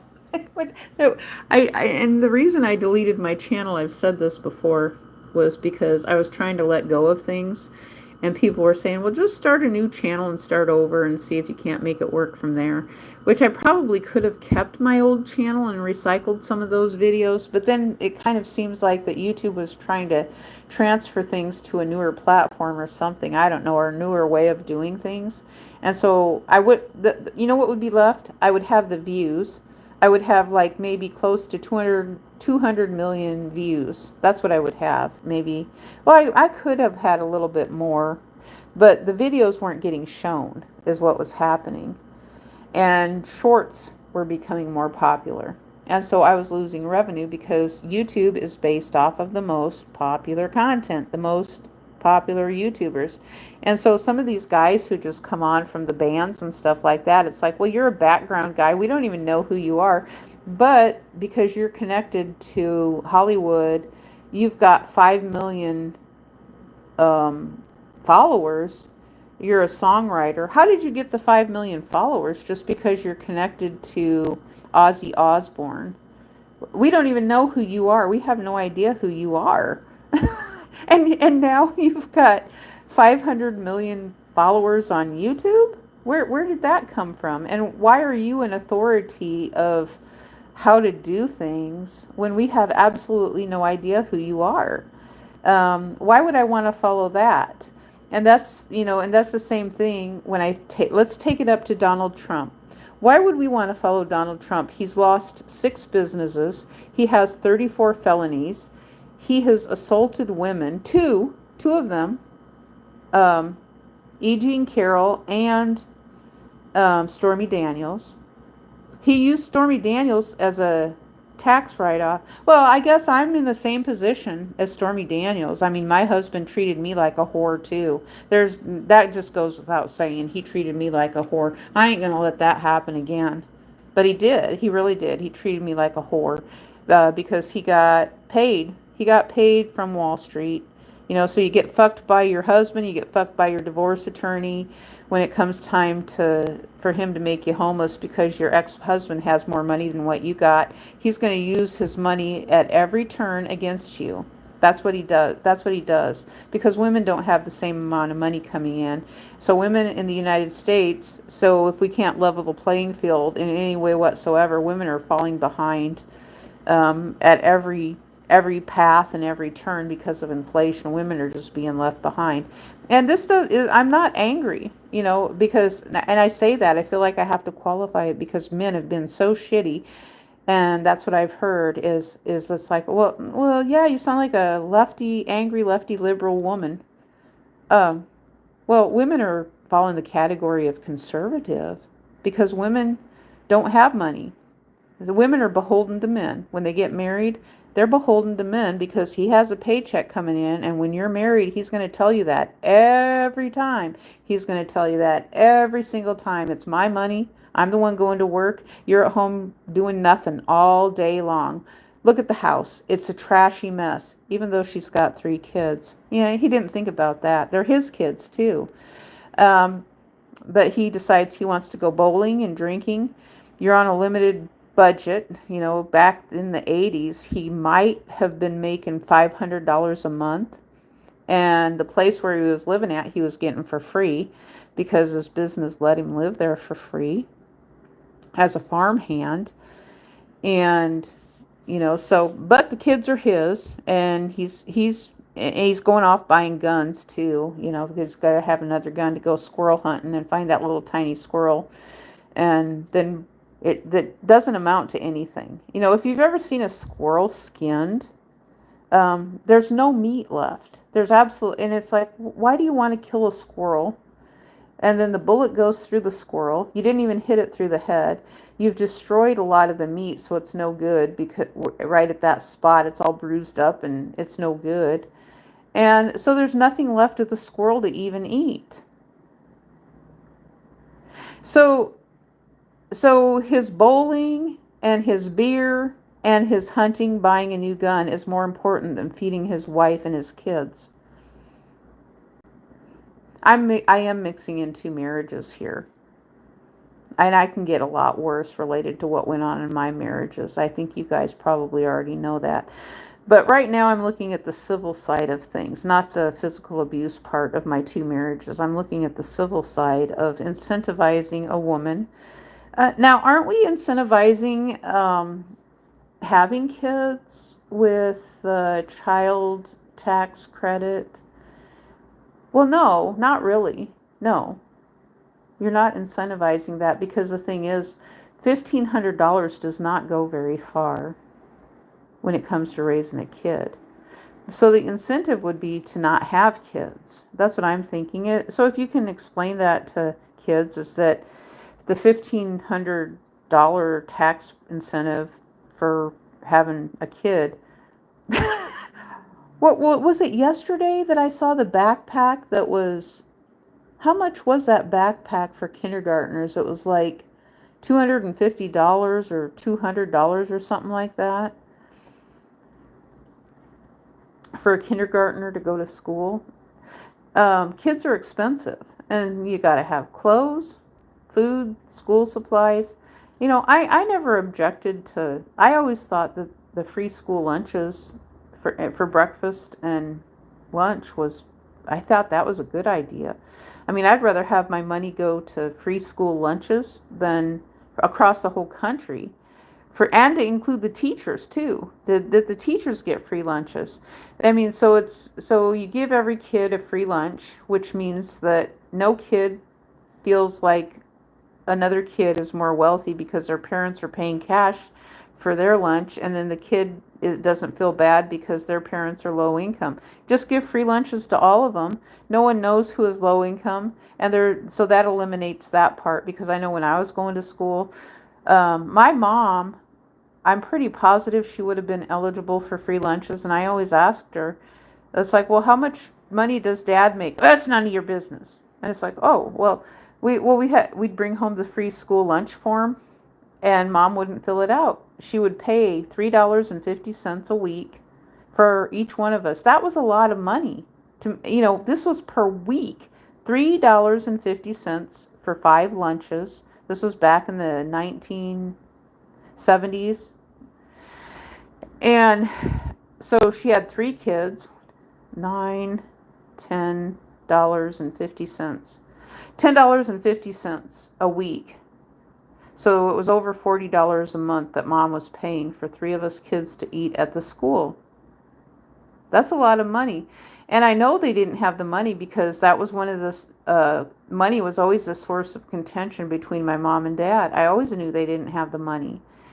And I asked Mom how come she wouldn't sign up for free lunches. And she just said, I'm just not going to. It's none of your business, So, and she wouldn't sign up for it at all. But I think in hindsight, when I think about it, I think it had to do with she didn't want us being teased that they were poor, because I think my mom was teased as a child for being poor, because she said that during the era, this is what she told me. She said my grandpa actually had good money back in the 1940s, raising my mom and her sisters, and she said the money was really good because he worked for the railroad and he was a conductor, and she said he made really, really good money, and she couldn't figure out why they lived the way that they did. I mean, I don't know how they lived, but I have no idea how they lived. I mean, my grandma looked like, after I was born and I could observe things. Now, granted, my grandma had a cluttered house, but what grandmas don't? I've had a cluttered house my own self. My grandmas always had cluttered houses. They were of the Depression era, and they collected things. They saved things to give to their family, to their grandkids. That's all they had. So they were the Depression era. Furniture was something they found important, and they wanted to pass it on, antiques, heritage, or just something to be able to give to the other people in their family that are just starting out, because they knew they didn't have money. My grandma gave me a lot of things, and I used a mishmash of furniture as a military spouse from the day that I got married to the day that I got divorced. Everything was mishmashed together. Nothing was a living room suite. Now, I did buy a couch, but eventually I bought a couch and a love seat, but that was about it. I didn't have much of anything else that amounted to anything. I bought a cheap little table at one point when he made a little bit more money. I think it was around $99. It was just a round little table, and it had a leaf in it. And and it worked. It worked for us. It was something that just didn't look all battered up and all torn up like some of the other stuff that I was using in the past. And and I find it really sad now when I think about the past. I like the mishmash furniture. I would still do it right now. I like the mishmash furniture as long as it's more inexpensive and it doesn't cost an arm and a leg. But I would like it built nice like it was back in the old days, because the old furniture, when they were building it, it was nice. I actually had a dresser that I had to leave behind. Um, and my mom had said she bought two of them, and she said it was they bought it from a farm, and it had fire damage on it. She said it had fire damage on it. And so she said they got it really, really cheap. And so she painted my dresser up. I don't remember what color she had it painted, if she just painted them white or what. But she said at the time that she painted it, she said that it had fire damage on it. And I asked her about the dresser, and I told her I was thinking about painting it a different color, which eventually I did. My mom gave it to me because she had no use for it. And so I painted it a different color, just painted over the paint, and didn't scrape the paint off. So eventually I scraped the paint off. I asked my mom, I said, well, what's it going to look like if I scrape the, she says, well, it could have some burn marks on it, because she says, I got it from an auction at an old farmhouse and they had a fire. So I scrape all the paint off, and there's absolutely no damage on it at all. I didn't see anywhere where it had burned. And I told my mom, and she's like, I wonder what happened.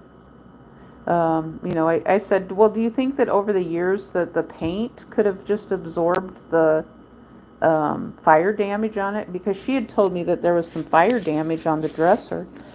And so what I did then was I sanded it down. I didn't sand it down a whole lot. I just slapped some stain on it. My ex-husband, from my first marriage, he helped me, and we put on new little knobs on it, and it was beautiful. And it's been the same. It was the same color ever since. But I just don't have it anymore now, because of how my things ended in my second marriage. So I don't have that dresser. But it lasted. This dresser has to be, well, it's over 50 years old. So it wasn't one of these hunks of junks that they have now of particle board. Nowadays they use the particle board. And that falls apart. And anybody who has dealt with, I'm gonna get this one out here. Hang on a second. I gotta look up to make sure it's nationwide.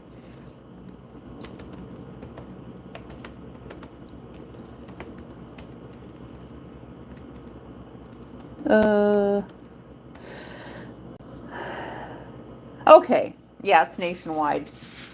Anyone who has ever dealt with Ashley Furniture, it is junk.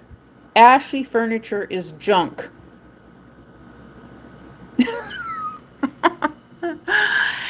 And that's a common denominator I've noticed, So I had bought some furniture from Ashley Furniture, and what was it? It was supposed to be a leather couch or something like that. It is junk. So it was like a console type of a couch. It had the fold out, the recliner type. It was a double console that had a recliner type thing in it or something like that. It's not as heavy as the electric couches are. Now I'm going to get into the electric couches here in a little bit. But the Ashley Furniture had they had a faux leather, and it peels off of the furniture. It is disgusting. And plus it almost looked like it was moldy too. And so at first it looks all nice and everything, but it only takes about a year after the warranty is done, and then the peeling of the fabric or whatever it is that they use, the pleather or the fake stuff, it starts peeling off, and it is gross. It is nasty. It's gross.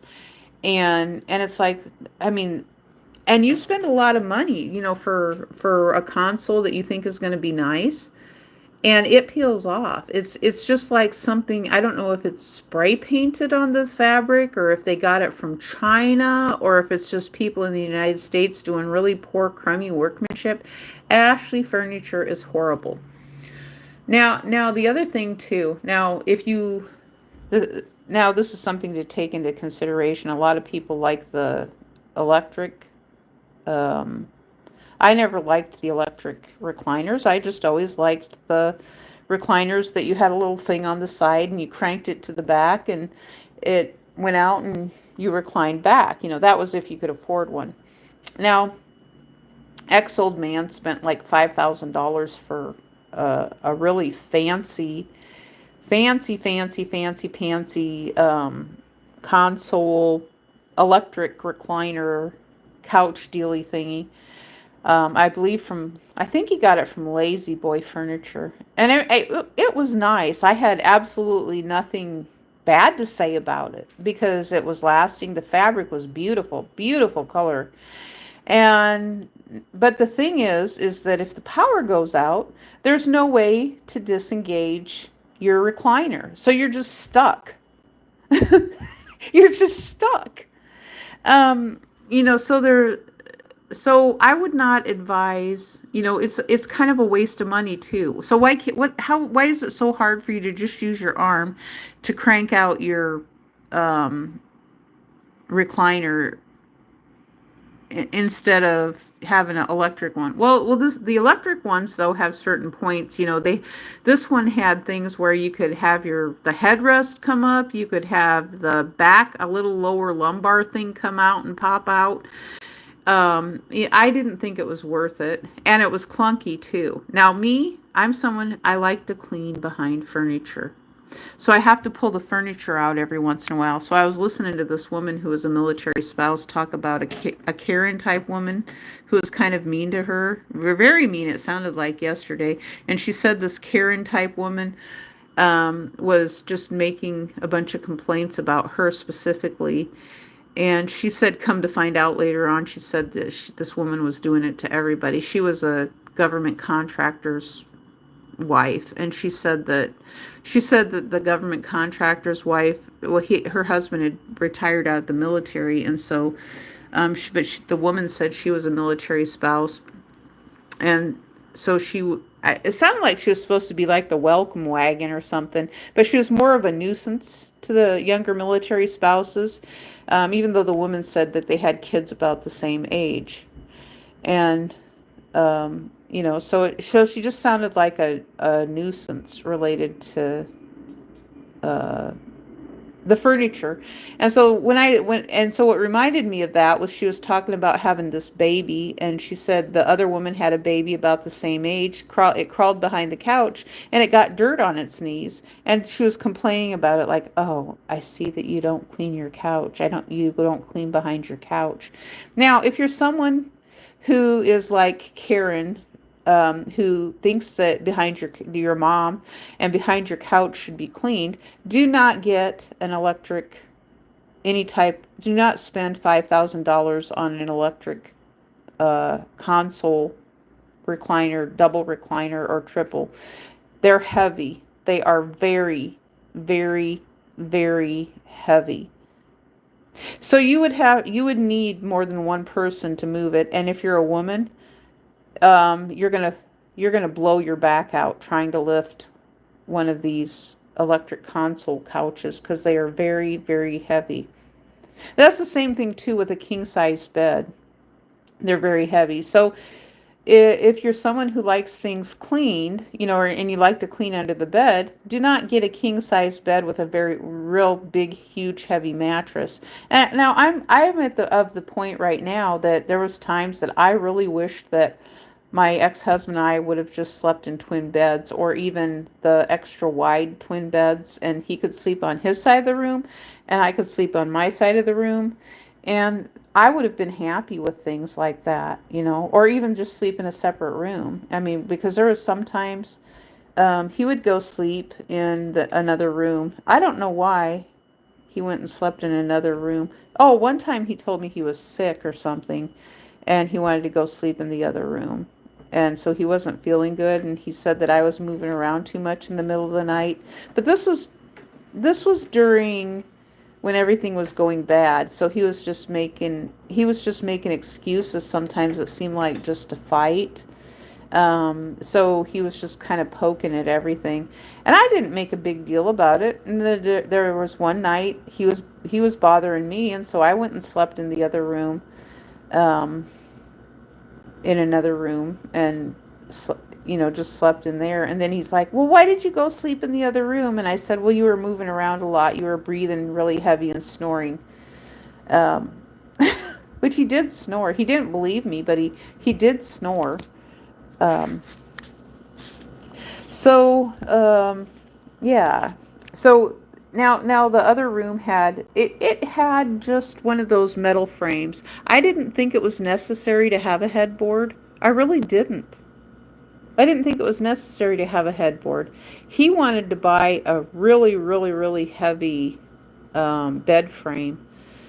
I didn't want it because I had told him, I said, well, it's going to be hard to move for cleaning.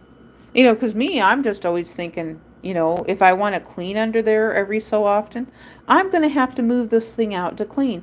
Now, granted, I always poked fun at my mom for being a neat freak, which she was, but it's like, I didn't mind cleaning myself. I enjoyed cleaning. But when things got bad in the marriage, I didn't want to clean anymore. I said, fuck this shit. I ain't cleaning. I ain't doing nothing. When things were really bad, nope, I ain't doing it. I am not your maid. And then he got to the point of, well, you do nothing for me.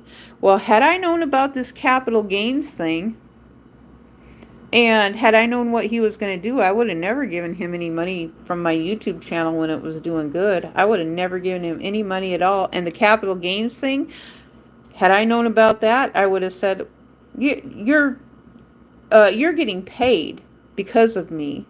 You're getting $3,000 because you're married to your wife. And at the end of the marriage, he told the judge, I didn't want to get married. That's what he said. He didn't want to get married. And it's like, but you did.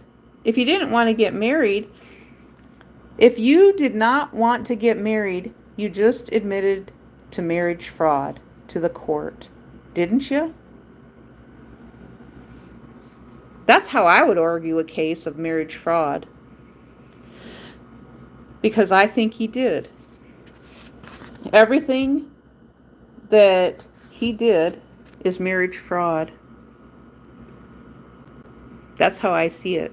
Because if he couldn't find a way to make money off of a woman, he didn't really want anything to do with her. And if the woman was making her own money, then she was too set in her ways. Plus, she had to be submissive.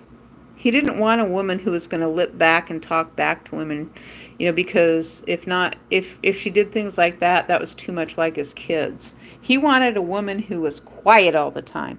Well, I'm going to run my mouth. YouTube afforded me that opportunity. Now, last night we were talking about breaking stereotypes. I was always someone who was kind of shy. I was raised in the church. My parents always told me to be quiet, shut up, and be quiet. Well, they didn't tell me to shut up. They said that wasn't a very nice word. They would say, be quiet, go to your room. I don't want to hear your mouth running. So we just got to where we didn't say anything. My parents didn't want us saying anything.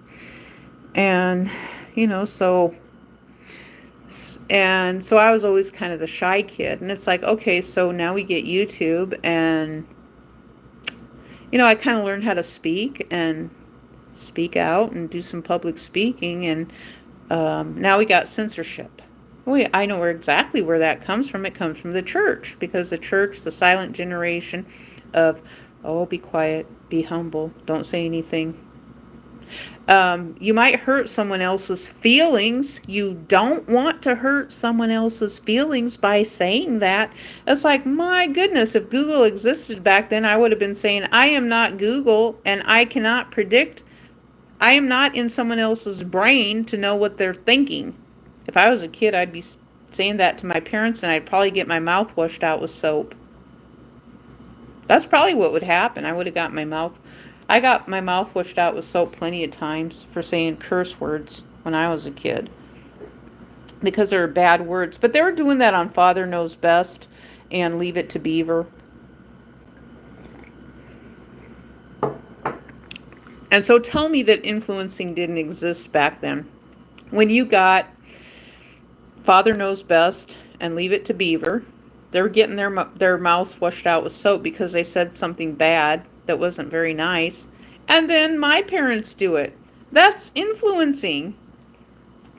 So is influencing as a word and actually acknowledging and recognizing of that influencing was taking place back in the 1940s when other people had TV before other people had TV in rural America. So the city people had TV. They were smarter than rural people because rural people were slower. Just I mean, city people get stuff because they're condensed together. There's a whole bunch of them. They're condensed together. So they talk to more people. They're a little bit more advanced where country people might be more spread out. Um, so rural America didn't have the TV that people had. But all the same, though once rural America got TV, went from the radio, sitting around the radio like the Waltons did, then the influencing started. Because it's like when you've got moms watching another mom on TV wash their kid's mouth out with soap, and then it's a topic of conversation on the daytime talk shows and things like that.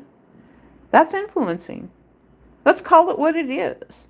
Because so many people, legacy media wanted to say, oh, well, we're not social media. It's like, yes, you are. Old media is social media. Talking to someone is social media. Talking to someone is old media, is legacy media. It's just we have a different name for it now. It was called content creation. It was called social media. And then it's also influencing. Even though they kind of have different meanings, they're just kind of the same words that are regenerated into something else. That's exactly what they are. They're just regenerated into something else. But it was going on. I mean, how can you say even church is social influencing? People who pray every day, that's social influencing. When what purpose, I'm not going to go into that, right now, because I don't want to argue about what people believe in related to church. That's their personal decision I'm not doing anything to change someone's mind. I'm just going to share my experiences of what I do believe and don't believe with church. I want to be a non-believer of brainwashing, and that has come out that in the early 1900s, they had the residential schools.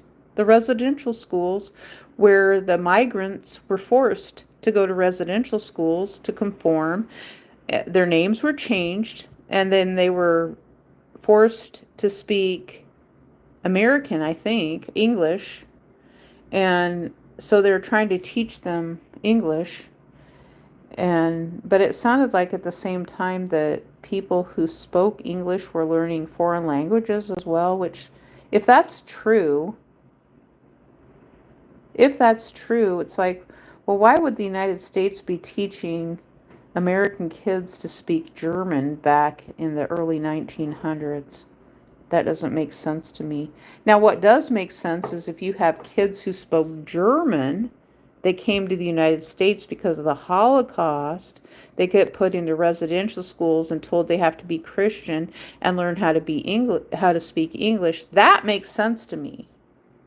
But this other thing that the ancestors have passed down in saying that they were teaching them German. So they spoke English, but they were teaching them German. It sounds to me like there's a lie going on. And it's not that the families were shamed. So the migrants who came from Europe were shamed into silence. That I believe. I truly believe that. That's where the silent generation comes from. The terminology of the silent generation, it stems from Europe.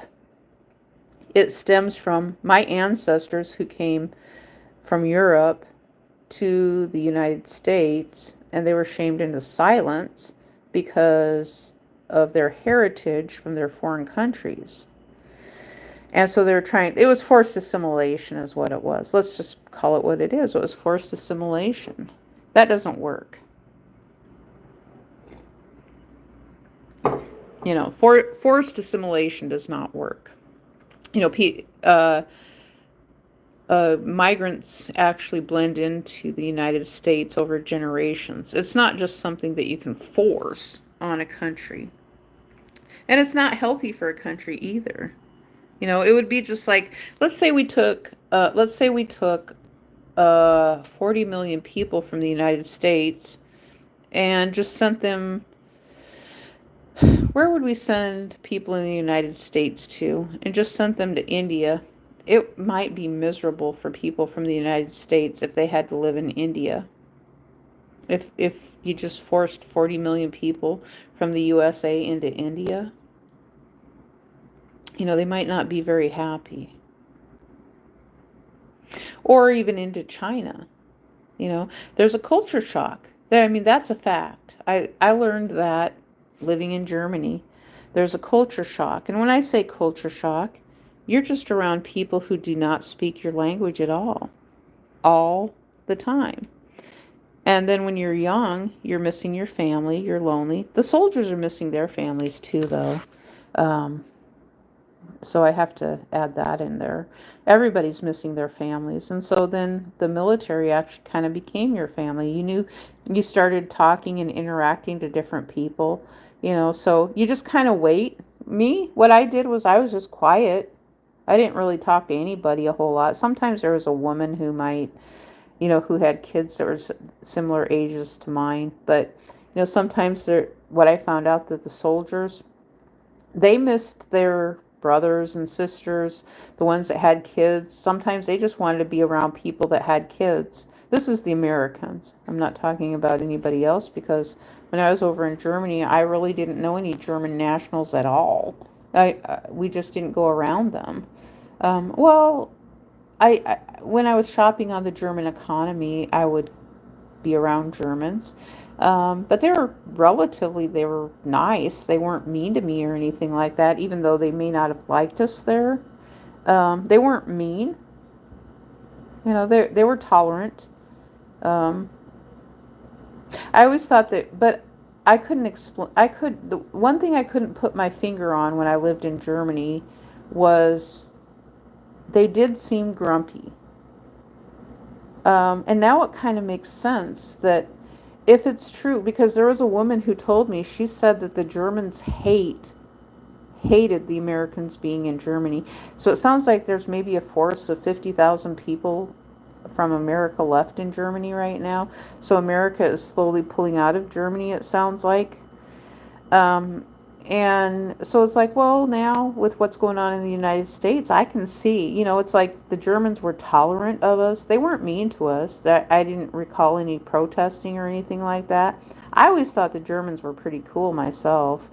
You know, so I hope that's something that filters back into them at some point, that I really enjoyed living over there when I was there, and I didn't realize they hated us being there. Um, I know, but I understand why now. You know, with the United States having all this forced assimilation and migration into the United States, kind of makes sense now. So, and the other thing I said too is that, and this is probably where I'm going to end it at, but what I was saying is there's awful lot of people telling American citizens in the United States, well, if you don't like how things are in the United States, just go live in another country. For those of you who are telling American citizens to go live in another country, now what have you got to say? The migrants have come to the United States.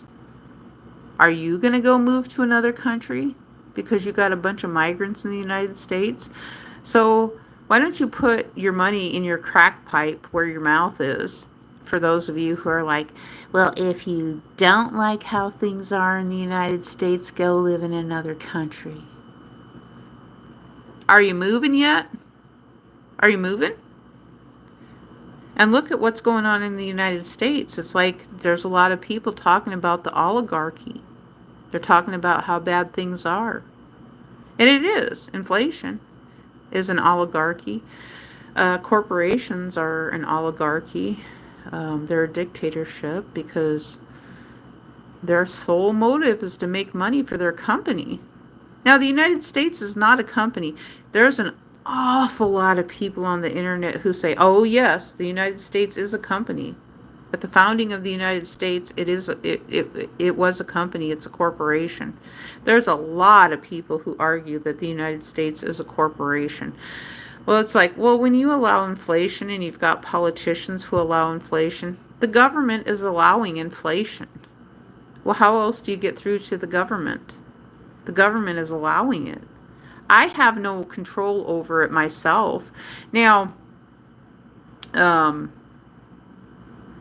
don't know what I'm supposed to do. The only thing I can do is talk about it and contact a politician here or there if they listen.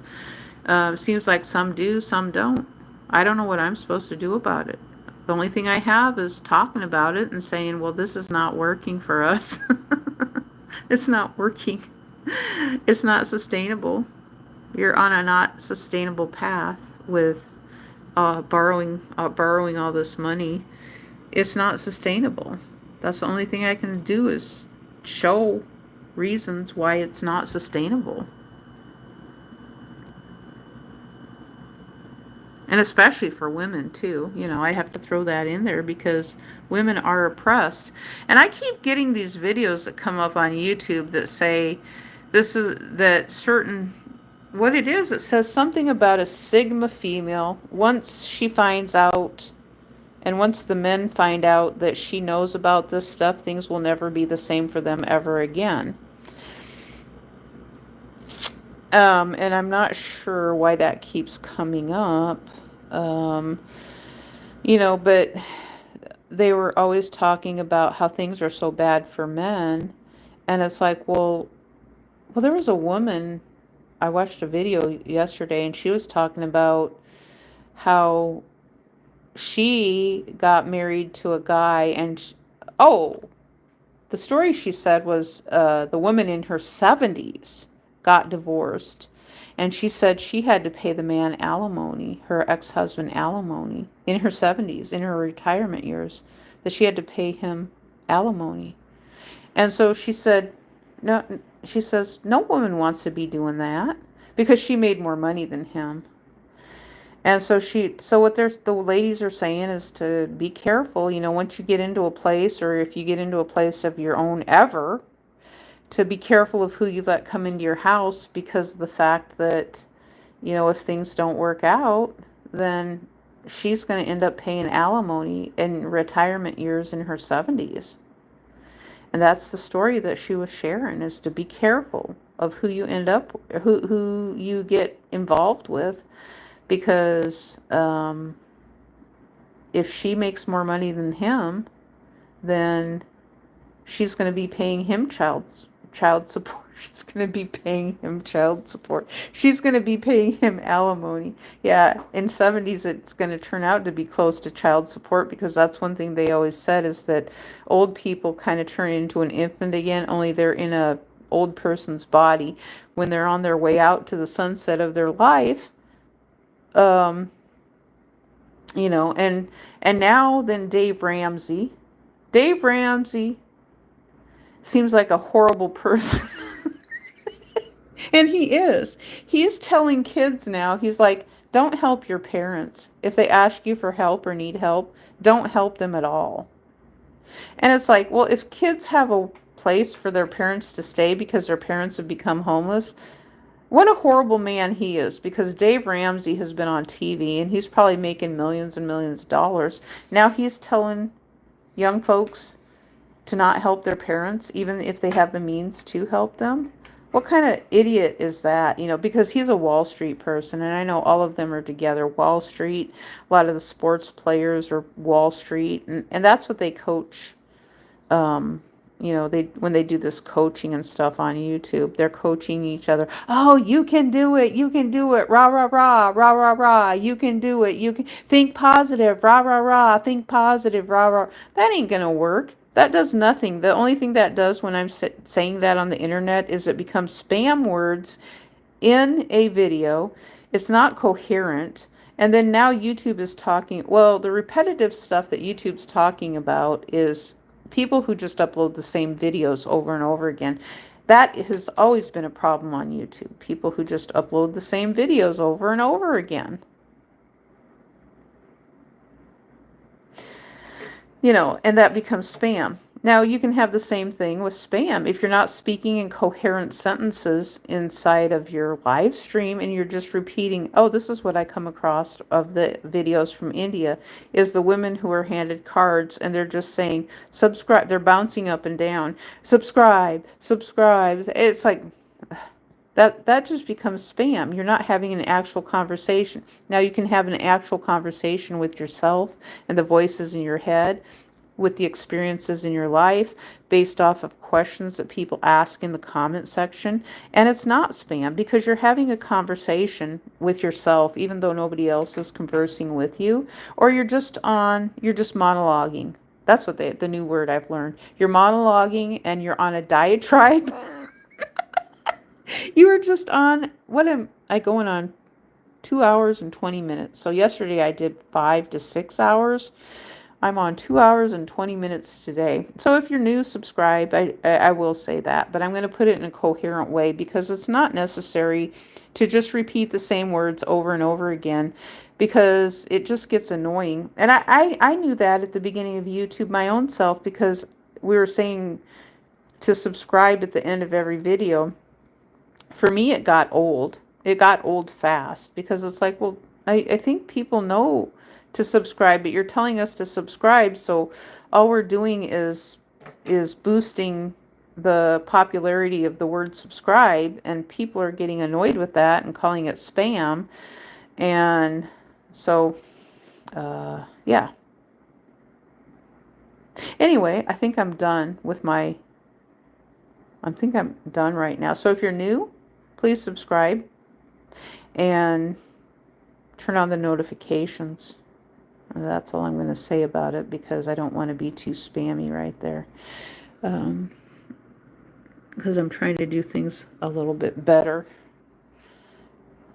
I don't know if it's better or worse, but I'm doing pretty good on the monologuing for several hours. Talking to myself because I just take the voices in my head and I bring them out into speaking them about things that, it's like, well, how else are you going to get them out of your head if you don't talk about it? You got to talk about it somewhere.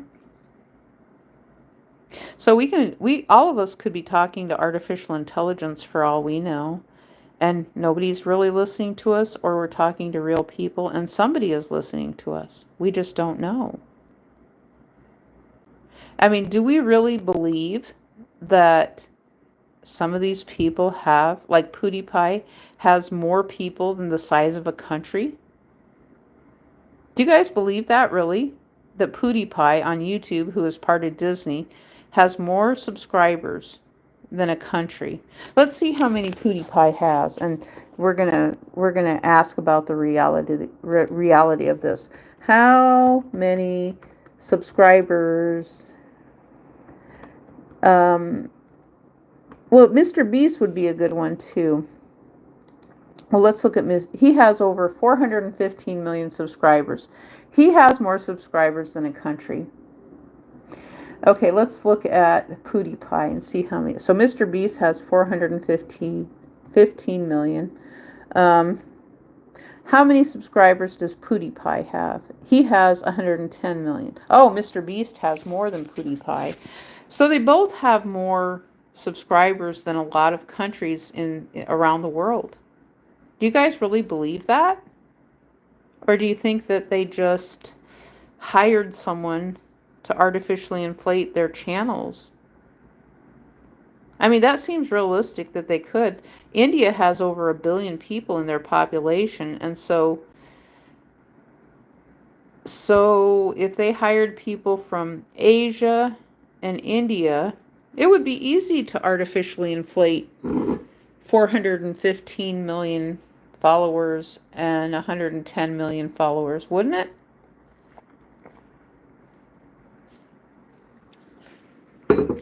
Because now that's the whole reason that the rest of us get notices and nasty grams. That's what it is. It's nasty grams.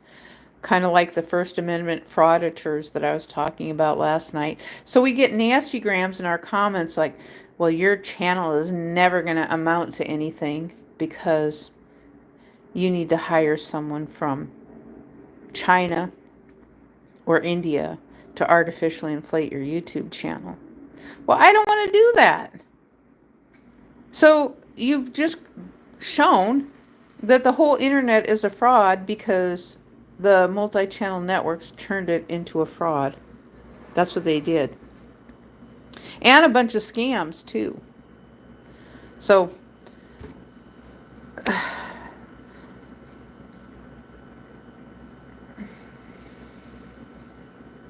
okay, well, I've talked about a lot of stuff.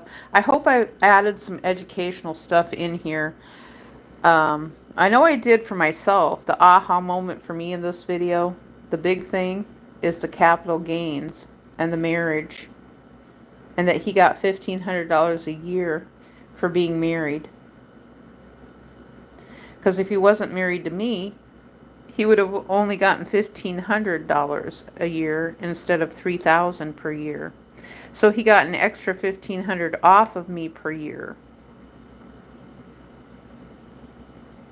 So anyway, I might be back on a little bit later, so we'll see you later.